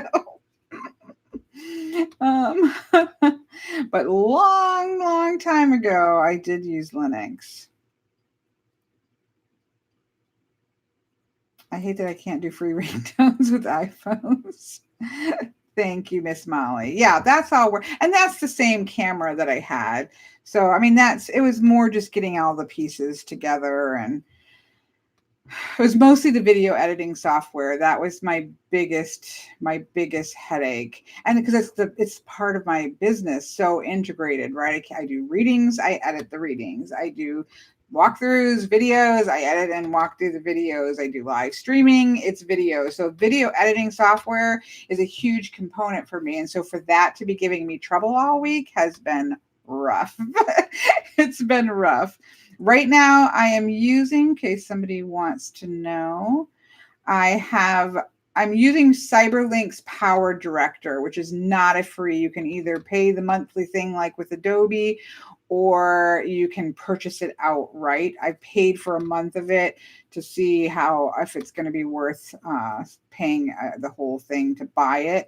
But I've tried so many different ones, and right now it works the most like iMovie. It does what I need it to do the most, and most importantly, it renders almost as quickly as iMovie. And that's one of the things that I found a big difference, is that Macs have something proprietary where it's starting the render while you're doing the editing. So when you go to render your video out, it doesn't take forever. Everything else was rendering 2 to 3 times as long as what it would have taken me in iMovie. So anyways, I'm going to stop because I know people are not... and that's the other thing, Chris. Chris is so mean. I don't edit them as in go through and edit. But what I do is that while I'm talking, if I have to do something, I'll pause it or I'll stop it and I'll start it again. So all I do in Movie Editor is string those pieces together. I don't edit because obviously my videos are an hour long, but I do like clip the ends and string the parts in the middle together and then render it. So I still have to render it. Anyways, do I use an independent camera or webcam? Marissa asks. For live streaming, I use a Logitech C9. Oh, somebody asked me this when I was doing the test. Logitech C920, which is an independent webcam. It's on a little tripod. So for streaming, I use that. For videos, sorry, my brain's starting to shut down. For readings and walkthroughs and things like that, I use a camcorder, which is a Canon Vixia, because I talk too long to use a regular camera. I have to use a camcorder. I know. I think this is probably more terrible for people who than the first chunk. So I will end this. It's just what I've been living and breathing all week, so I can't help it. I did already pull one card. I'll pull a card at the end. Jezebel, I miss the days of 10-minute videos. See, I never experienced 10-minute YouTube videos. When I started watching, maybe it's because who I was watching, right? So when I started watching videos on YouTube about tarot and things like that, I was watching Kellyanne Maddox, who makes long videos, and Owl Moon didn't make short videos either. So I guess it's the people that I watched all were ramblers. So I've never been a 10-minute video. I've never made a 10-minute video. And I never was one to watch them either. Molly, so you have an actual camcorder? Yes, because I talk a lot. I tried when I first started, I was using just like a little point and shoot camera that I had. It would overheat. I also had a professional. So my DSLR did not have video capabilities. I tried a nicer camera, but because I talk in like hour chunks, and then as a professional reader, I might doing 3 or 4 readings in a row. The batteries, it overheats and or burns out, or the battery dies way too fast. So the best case for that is using a camcorder. So yep, for if anytime you're seeing my hands at the wood desk, so for readings, client readings, and video walkthroughs or deck walkthroughs, anything like that where you're seeing my wood desk, that's a camcorder. I think if I use my laptop cam, it would be as if I haven't tried most webcams on your laptop, even my iMac, the camcorder, the webcam in the iMac does not make the best videos ever, for sure. I don't think they're not intended to be that great. So I apologize. I feel like we have just like descended into other people's personal hells.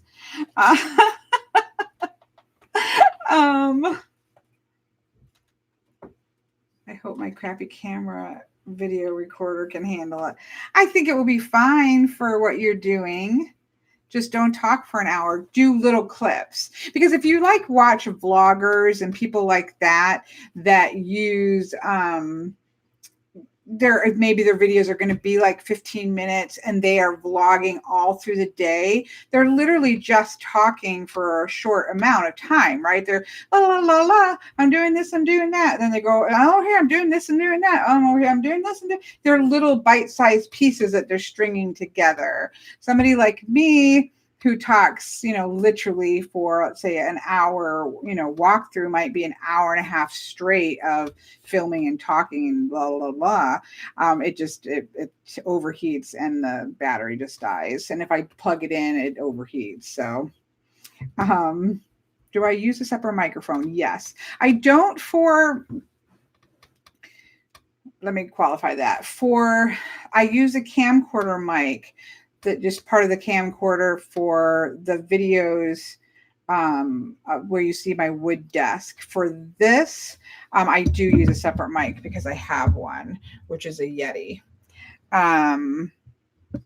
Because I also teach classes, so I want the mic to be clear there, because webcam mics are wretched. So again, what I use is not what you need to make a YouTube channel. I want to be clear about that, right? I didn't have all of this stuff when I started. I did have good camera equipment because I was a professional. I did portrait photography, so I had a lot of tripods. I even had some lighting. I had things like that before I started. But you have to remember that I teach classes that people pay me to be able to hear me. I do readings professionally, where people pay me. They need to be able to see well and hear well. So what I use isn't what's required to do a video channel. It's just part of my overall business together, right? I do think if you just want to get into making YouTube videos to get started, getting the Logitech C920, that is, I think, the great way to get good quality video cheaply, and you can just stay with that for a very long time. And a lot of people use as Chris said, a lot of people use their phones nowadays are fantastic. My phone would overheat because I do, again, talk a lot longer than most people. But my point is that you don't need to have all of those different things. But it does help. It certainly helps me. But again, I use it for a lot of different things. So it's important to me for overall. Plus, I just like tech.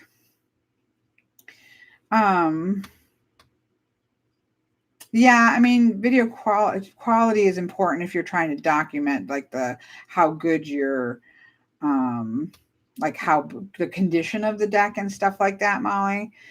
Oh no, that there's always room for another voice, Miss Shay. Always room. 2 rocks. I can own it. I can own it. What I don't own is that people are shocked by it at the end of watching. I'm like, on the video, it shows how long the video is. So I'm just always surprised at how surprised people are that they just watched like that. Oh, I just wasted an hour or something. It's like, you can see it's an hour long. If you don't like hour-long videos, probably don't watch my channel.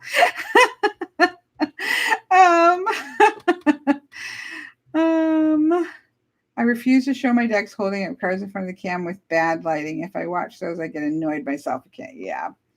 Well, if you're looking for a walkthrough that's showing you the cards, it definitely helps to see them clearly, for sure.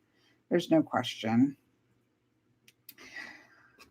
What a live chat today. I feel like it was like deep dive into ghosts and out-of-body experiences, then slight recovery, and then now we're talking tech, which are going to put people to sleep. I know there's some people, and that's true, Jezebel, and my friend Patrick has said that before. Just put me at 2 times speed, and then you can speed it up. We have been all over the place in this one. I do feel bad for people who are watching this back, but just hit the stop button. If you're getting a headache or you're feeling claustrophobic because of this live chat, I am giving you permission to hit the stop button and skip it till next week. Oh my goodness.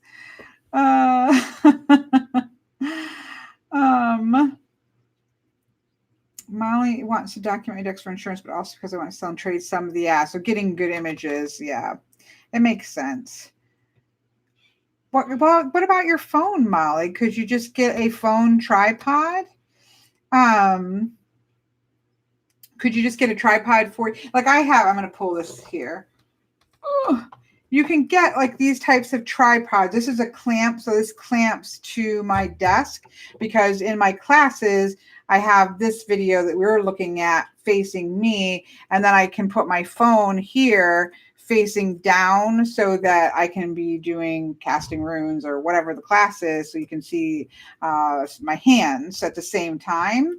But what about getting something like this, Molly, and putting your phone onto it and using that, if that might be a better video quality than your webcam? That might be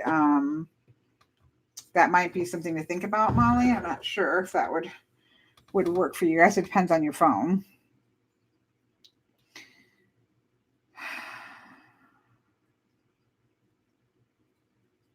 Tom Benjamin, I don't know if he's still on or not, but you would definitely need some storage space. But you could, I guess it depends on how much your storage space is. True. I don't know if Tom is still on, but he made like this multi-layer cake. I think it was a gingerbread cake. I do not like gingerbread. I don't like even the smell of ginger ale, anything like that makes me want to throw up. But it was amazing looking. I was so impressed with it. He cooks like a beast. I never thought about tripod. I'm old too. I'm only just learning how to take pictures. Yeah, try something like that.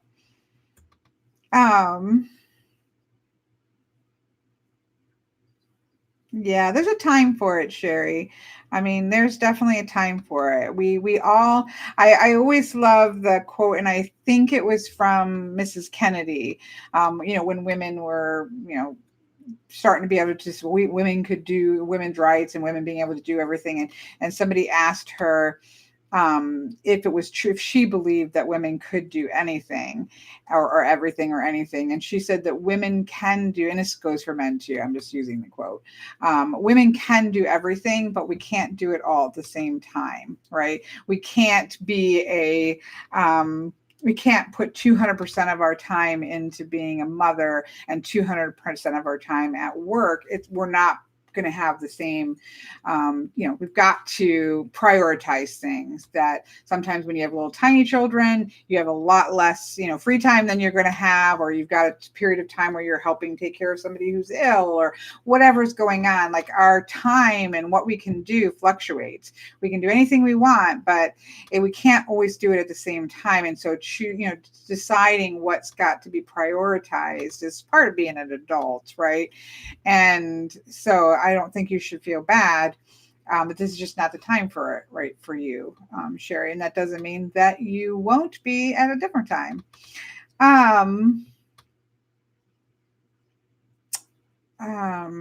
I have a pretty bright turquoise tripod for my phone that was gifted to me. Works great. I had to get the old on. I remember when my friend Quilfin, she started her YouTube channel, and she always used her phone, and she made a tripod out of a 2-liter, like a pop 2-liter. I think it was turned upside down, and then she cut like a slit into the pop thing so that it could hold. Anyway, I don't know if she has a video on it. I feel like she might have a video on it. I'm so backed up. I will miss Shay this week. Is just unfortunately have been just getting business up and running again. So I am definitely backed up. I will make a note to check that. That's tomorrow. Tomorrow is getting caught up. All essential things are caught up, and now I have to get caught up on messages. But I made myself a note. Shay.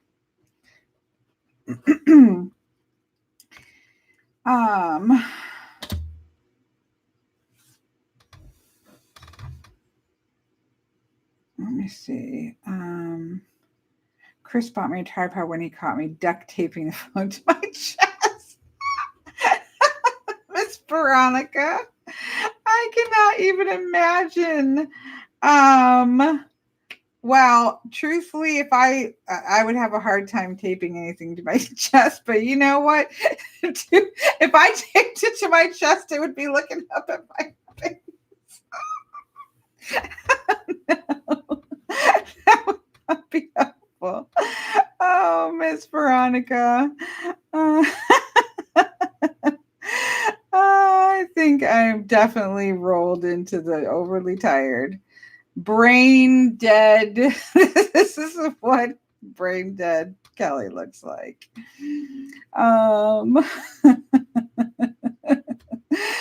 I'm glad that he got you a tripod, though. Mm.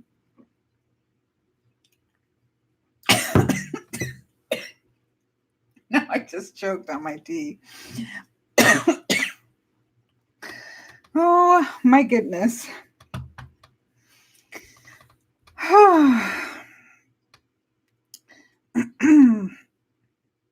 I have this aversion to using my phone for anything but phone calls, Miss Molly. I do not. I probably should.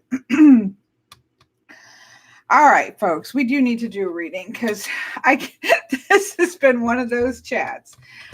We need to use something really easy because my brain hurts, which I know I've said 20 times. Let's use this one. I haven't used this one for a while. I'm again apologizing to everybody who is still watching. I feel like everybody who's still watching should get brownie points for putting up with me, number one. And number two, everybody who's watched back and made it this far, I think you should also get gold star for, it's got to get all cut off, Alchemy's Arrow, because, it all has to meet. So I'm growing out a pixie, right? So all this I don't want a mullet. So this needs to get trimmed off. I'm just trying to make this get a little bit longer first. And then I need to trim all that off to start to meet it together. Because it's all got to come together. I do not need a mullet.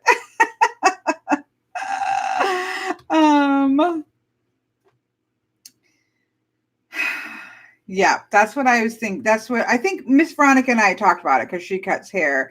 And then I also talked to that my hair, the person who cut the pixie.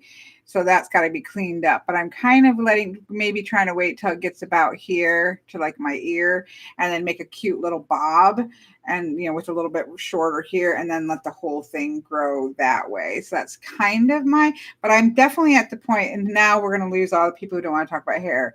I have to decide if I'm going to keep bangs or not because now I'm getting all this. And I don't know yet. So, yeah. So it's just how to grow out a pixie. I cut my own and grew out from a pixie to a layered bob. Yeah, I know. I do not want a pixie bob mullet, Chris. I am really attempting to not have a mullet. That is not a hairstyle that needs to have a comeback. That's for sure. I have had those before, Rock. For a very long time, I had very short hair in the back and spikily, and then a really long asymmetrical bob. That I had my hair like that for a long time. So, once I get things, it's getting there. It'll get there. I just have to have patience, right? It's in that point where it's hard to have patience because it's just annoying. It's really annoying, but I'm just having patience. Having patience. Joanna just had her first haircut. Just to kind of trim it all up. I don't know if I have a picture of her haircut or not. But she just had her hair just to kind of trim things up. She gives us, we have like updates, like so many months post chemo, so we can see how it's going. I don't know if I can find it. It was really cute. Here it is. I don't know if you're going to be able to see it, though. Nope, it's too blown out. But she's got hair. She was going from bald, right? I was going from very short pixie. She was going from bald. But she's happy with the progress. That's for sure. I once had a bike with a banana seat. I had a banana seat bike. My hair is more natural brunette than dyed for the first time in 20 years. I'm not sure if she's black or try something new. Miss Molly's gonna. I think we've moved on to hair. Banana clips. Oh, Miss V. Banana clips for sure. I remember the banana clips. But banana clips are useful. Mullets, not so much. That's what I'm saying. It's great that things come back around, things will come full circle. But I just feel like a mullet is not, and to me, this is close to a mullet. And that's why it's driving me nuts. Miss Offset. We are wrapping up just one of those live chats. Should I put a warning? Should I put a warning on the bottom once the video's done? Should I okay, thank you, Morgan, but it's heading there. I feel like I should put a warning on the bottom of the video that says watch at your own discretion. And I don't want to hear it if it gives you a headache. That's kind of how I feel that there should be a warning label on this video. I was going to try to get some work done after this, but I think I'm just done. I think I'm going to say, you know what? The week is over. Tech is up and running. Everything functions in my business again. And I think I'm going to take tonight off and I will start fresh in the morning. And I think that's my plan. We'd tell you if you okay, thank you. You really I hope that's the case, Miss Molly. I feel like Molly would. I'm not sure everybody here would. I feel like Molly would. I feel like Miss Veronica would message me separately and say, you need to do something here, chick. I have a lot of sisters and a daughter and a niece who they are all pretty blunt. So they would say, but they also know, sometimes when you're just growing things out, you have to go through the awkward stage. That's part of the thing, right? Is that if you're going to grow your hair out, there is a necessity to be in an awkward stage for a while. There's no way around it. Bart would definitely tell me. Bart just messaged me, but Bart himself have best friends who will tell you. He would be like, why are you getting on video? Yes, with my hair, Miss Veronica. I think he would tell me if it was just going in a bad direction.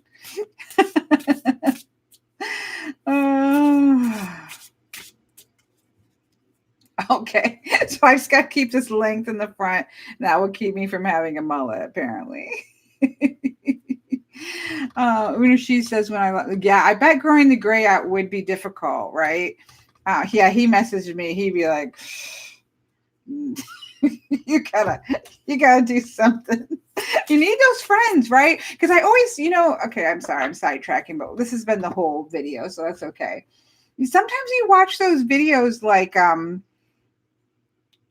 you watch like American Idol, America. I would say America's Got Talent, but I don't think it's that. But anyway, these singing competitions and things like that. And now, granted, there are some people who I am sure are perfectly well aware that they sound horrible, and they're just doing it to get the attention. But then there are those people who are really horrible, and you think to yourself, there is something wrong with your friends and family that they didn't take you aside and have a reality check and say, look, I understand that you are passionate about this, but this is just not something that you should be doing. Same thing with clothing. Like your family and friends should say, I get like doing you, but this is not working. I don't know if this is the look you're going for, but I just feel like we're talking about hair and voice, and just now we're talking about friends who would tell you when you look wretched, or friends that are honest. It's like, but you do need those. Sometimes I think you need the friend that's going to be nice, that's going to be like, oh, you look fabulous and give you hugs and everything. But you've got to have like a solid friend that's going to be honest also, or siblings. I, again, have 3 sisters who are all way younger than I am and way more trendy. So they know when to just be like, oh, that's just you. And, oh, no, don't do that.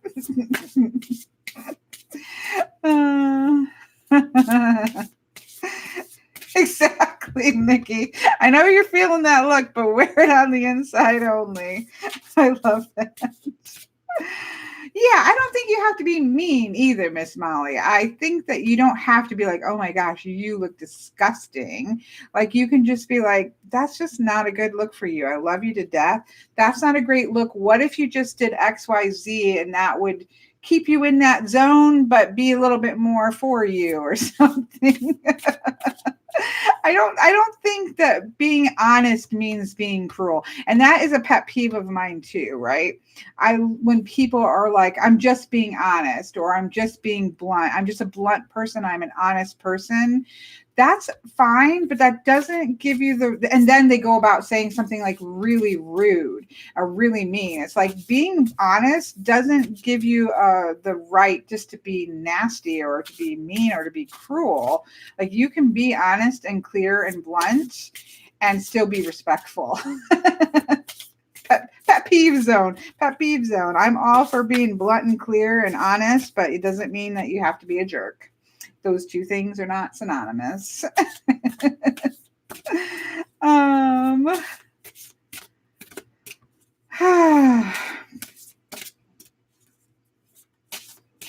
It should be, Miss Shay. Yeah, I don't know that the cruel to be kind is not, I think that's just an excuse to be cruel. I see people do that all the time, in this kind of drive for authenticity, or this drive for being, I'm going to be blunt and I'm going to be honest. I'm going to tell you the facts, which is great. Again, I'm all for it, but that's not an excuse to wield a weapon. And I do feel like sometimes we try to wield truth. And truth is, I mean, we need to have a whole topic about truth, because what is truth, right? Truth is quite subjective. But anyways, try to wield honesty as sort of a bludgeon, which I think is really too bad and a misuse. Anyways, I'm going to pull some cards because, woof, we are just popping all over the place today. All over. I don't know why I say that, because we always do, but I feel like today was just like extra. We were extra all over the place. Here we go. Karma. We get the karma card. When you're mean and you're just saying things to be cruel, it's going to come back and bite you in the butt. So don't be so mean. Keep going. And roots and branches. Okay. So this deck is, okay, I don't know what this is called. I'm so extra. This is called the Universal Mind Oracle. I know, it got so dark. It is pitch black right now. It is pitch black. I really do feel like, just snuggling down on the couch, watching some movies. Does anybody, as I'm telling what this is, what is your favorite movie that you watch when you're just like stressed to the max? Like, you're just done, right? You've done all the things, you've done what you've had to get done, but you're just over it and you just need to sit down and watch a movie. Mine tends to be Moana, for sure. I remember I was saying something to Bart and I was trying to decide between watching Moana, and I can't remember what the other one was. He's like, you must be really stressed out because I think I said maybe I'd watch them both. And he knew that I was really I must have been really stressed out because I was going to watch Moana, but it's oftentimes Moana. It's also Wally, Moana, Wally, The Sixth Sense, which is definitely it's an old Bruce Willis kind of strange space movie. That one. Things like Charmed, or some of like episodes from like Charmed or Buffy or Dollhouse or anything Joss Whedon probably, it definitely is something that I love to do. But when I'm really stressed out, like where I've reached the end of my rope, it tends to be Moana. And then I cry when the grandmother when they're like hula dancing on the beach with her grandmother. I cry when the grandmother comes out, as the stingray, and kind of comes back as she dies, and she comes back as a stingray, and she comes onto the boat and has that whole conversation, and the ship comes by, and the mad mystical ship goes by. She's like connecting to her ancestors and her roots. Cry. That is me when I have just had too much. Oh, Sense and Sensibility. The Office, that's a good one, Emery's. Star Wars, I can see Star Wars for sure. As Bart saying. Oh, it's not The Sixth Sense. The Fifth Element. The Fifth Element. That's the one I'm talking about, Bart. The Sixth Sense is the Bruce Willis ghost. I see ghosts. I see dead people. That's a cool movie too. But the one that I mean is The Fifth Element with Bruce Willis.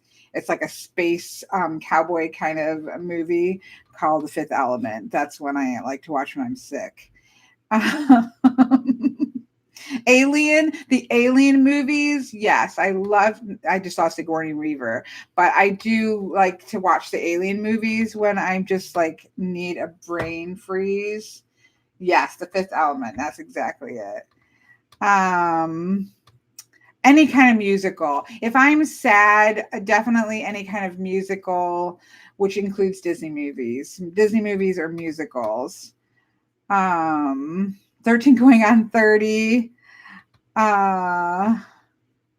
Love Alias with Jennifer Gardner, or yes, I've watched the whole series a couple of times. Thief of Baghdad from 1939, Dirty Dancing, Golden Girls, Rosemary, that's awesome.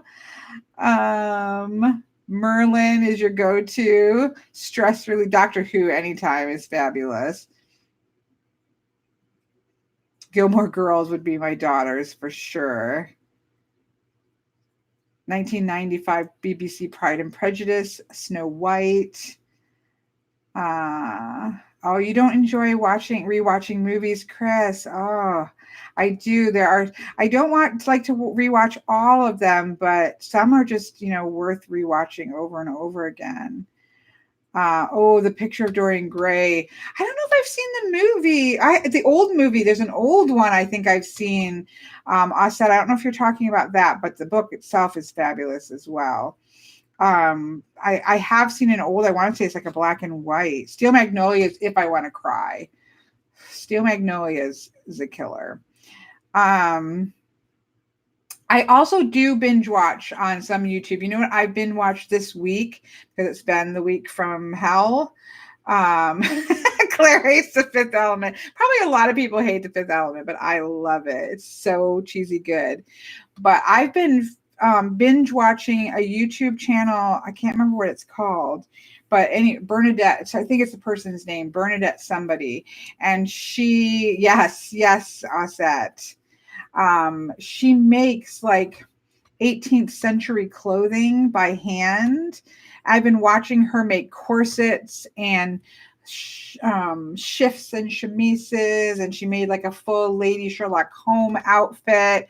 I don't sew. I mean, I've sewn in the past, but I don't sew. But while I've been dealing with tech stuff, I've been binge watching her channel. the things, and she talks like, she's just hilarious. I just like to listen to her talk. She talks super, super fast and very precise, and she like uses lots of old words. And so I've been binge watching those while all the tech stuff has been going insane. No, but yeah, I think it's a different topic, right? There's like when you're just done, and then there's what are the movies that you watch when you want to cry? You just need a good cry. For me, definitely still Moana. Still Moana. Lots of old musicals. I'll just cry while they start singing. There is this lovely YouTube channel called Bealton Cottage about a woman who lives off the grid in West Ireland. Oh, I know, it's so funny the things that you'll find on YouTube. I don't even know what made me find that particular video, the first one that I watched, but somehow I got sucked into it. We have 3 cards here, but we've been talking about movies. It's okay. It's okay. So the first one we got was the giver or the karma one. So just the understanding. This is going to be the worst reading on the planet. Okay, let's try to come back into place because my brain's done. I'm ready for Moana or a musical or something like that, and my couch. So we have the karma card, but it's also the giver card. So it's that idea of, what we're putting out is what's coming back, right? So we don't have to go super deep here. What we're putting out into the world is what's going to come back. So let's think about what we're putting out into the world as we go forward. The second one is to keep going. I definitely need this one. Just keep going, right? Stop for a minute, though, and think about where you're going and what you're putting out, because it is going to be coming back, but keep going forward. We can't go back. We can't change. Maybe we made some mistakes in the past. Maybe this last week you were just biting off everybody's head, and, you weren't getting things done the way that you needed to get things done, whatever. You can't go back and do that. So keep going forward, kind of stop for a minute and think about what are you putting out there. But keep going, keep putting things out, keep moving forward. And then what's interesting is that we have the roots and branches card. Well, it's going into my zone, Chris, right? This is a good reset because okay, I'm going into divination brain now. And that's like, no, it's probably really not going to make any sense, but that's okay. Oh, you've never seen Practical Magic, Molly. I think you should watch Practical. I'm also very distractible. Molly, I feel like you should watch Practical Magic. I think we should all watch Practical Magic tonight. It's a universal mind. You can't buy this anymore, but you can purchase it on her Etsy and download it and print it. I don't think she's doing like Oracle cards and things anymore, but she's keeping it available so that you can download and print it yourself. But you can't purchase it as a deck anymore, if that makes sense. The creator's name is Michelle Black. But I think if you just go to Etsy and search the Universal Mind Oracle, you'll see what I'm talking about, where you can get it to download. Not from the actual creator. Somebody else hasn't put it up to download. The actual creator has put it up so that you can print it yourself. I know we need to group watch Practical Magic. Okay, let's finish this reading. What's interesting that it's like reassess what you're putting out there and then keep going forward. But we have this rooted and branches tree concept at the end. This idea of your feet being really rooted and grounded to the ground is what lets your branches stretch out. I really like when you get juxtapositions of like that, where it's like moving forward, but then you get really rooted and grounded cards at the same time. And I absolutely love that, because there is that understanding that that, again, I always go back to the unbearable lightness of being. Being completely disconnected isn't necessarily what freedom means, right? This idea of being able to have your feet rooted, to have something that you're grounded in, and that's what then allows you to stretch outward and keep growing and moving. So I really do like those concepts of kind of check in with yourself for a minute. Check yourself, check it a little bit, but don't let that check halt you in your track. Don't sit there and tear yourself down or say you're doing things wrong. Just check yourself for a minute, but keep going. And as you keep going, do so from a more rooted and grounded place. It's going to let you stretch out there and grow, but in a way that is solid and moving forward in a good way. That's the best we're going to get today. That's what we're getting. Yeah, the book is very different. I do like both, but I would almost say, and I don't say this very often, I almost would say that I like the movie more. I really do like the movie a lot. All right, folks, I'm going to go and be a vegetable. You know what? I don't think I've ever seen Hocus Pocus, Morgan. Now you can start throwing things at me, although I don't identify as, I don't, it's not so bad because I don't call myself a witch and haven't watched Hocus Pocus, but I don't know that I've ever seen Hocus Pocus. I'm not somebody who likes over the top. I do like cheesy goodness things. It just feels like that one might be so over the top that it irritates me, but, maybe I need to give it a chance as well. And I love Disney, but there's something about that movie. It's the picture. When I look at the image and they're all just like over the top, I just think, I don't know. Whereas practical magic is just awesome. Anyways, maybe I need to give Hocus Pocus a try since I'm telling Molly to give practical magic a try. All right. Goodbye, everybody. Thank you for your grace today. I'm giving you all gold stars that unfortunately have no monetary value, Chris. But you all get gold stars for managing to hang out with me through a bit of chaos.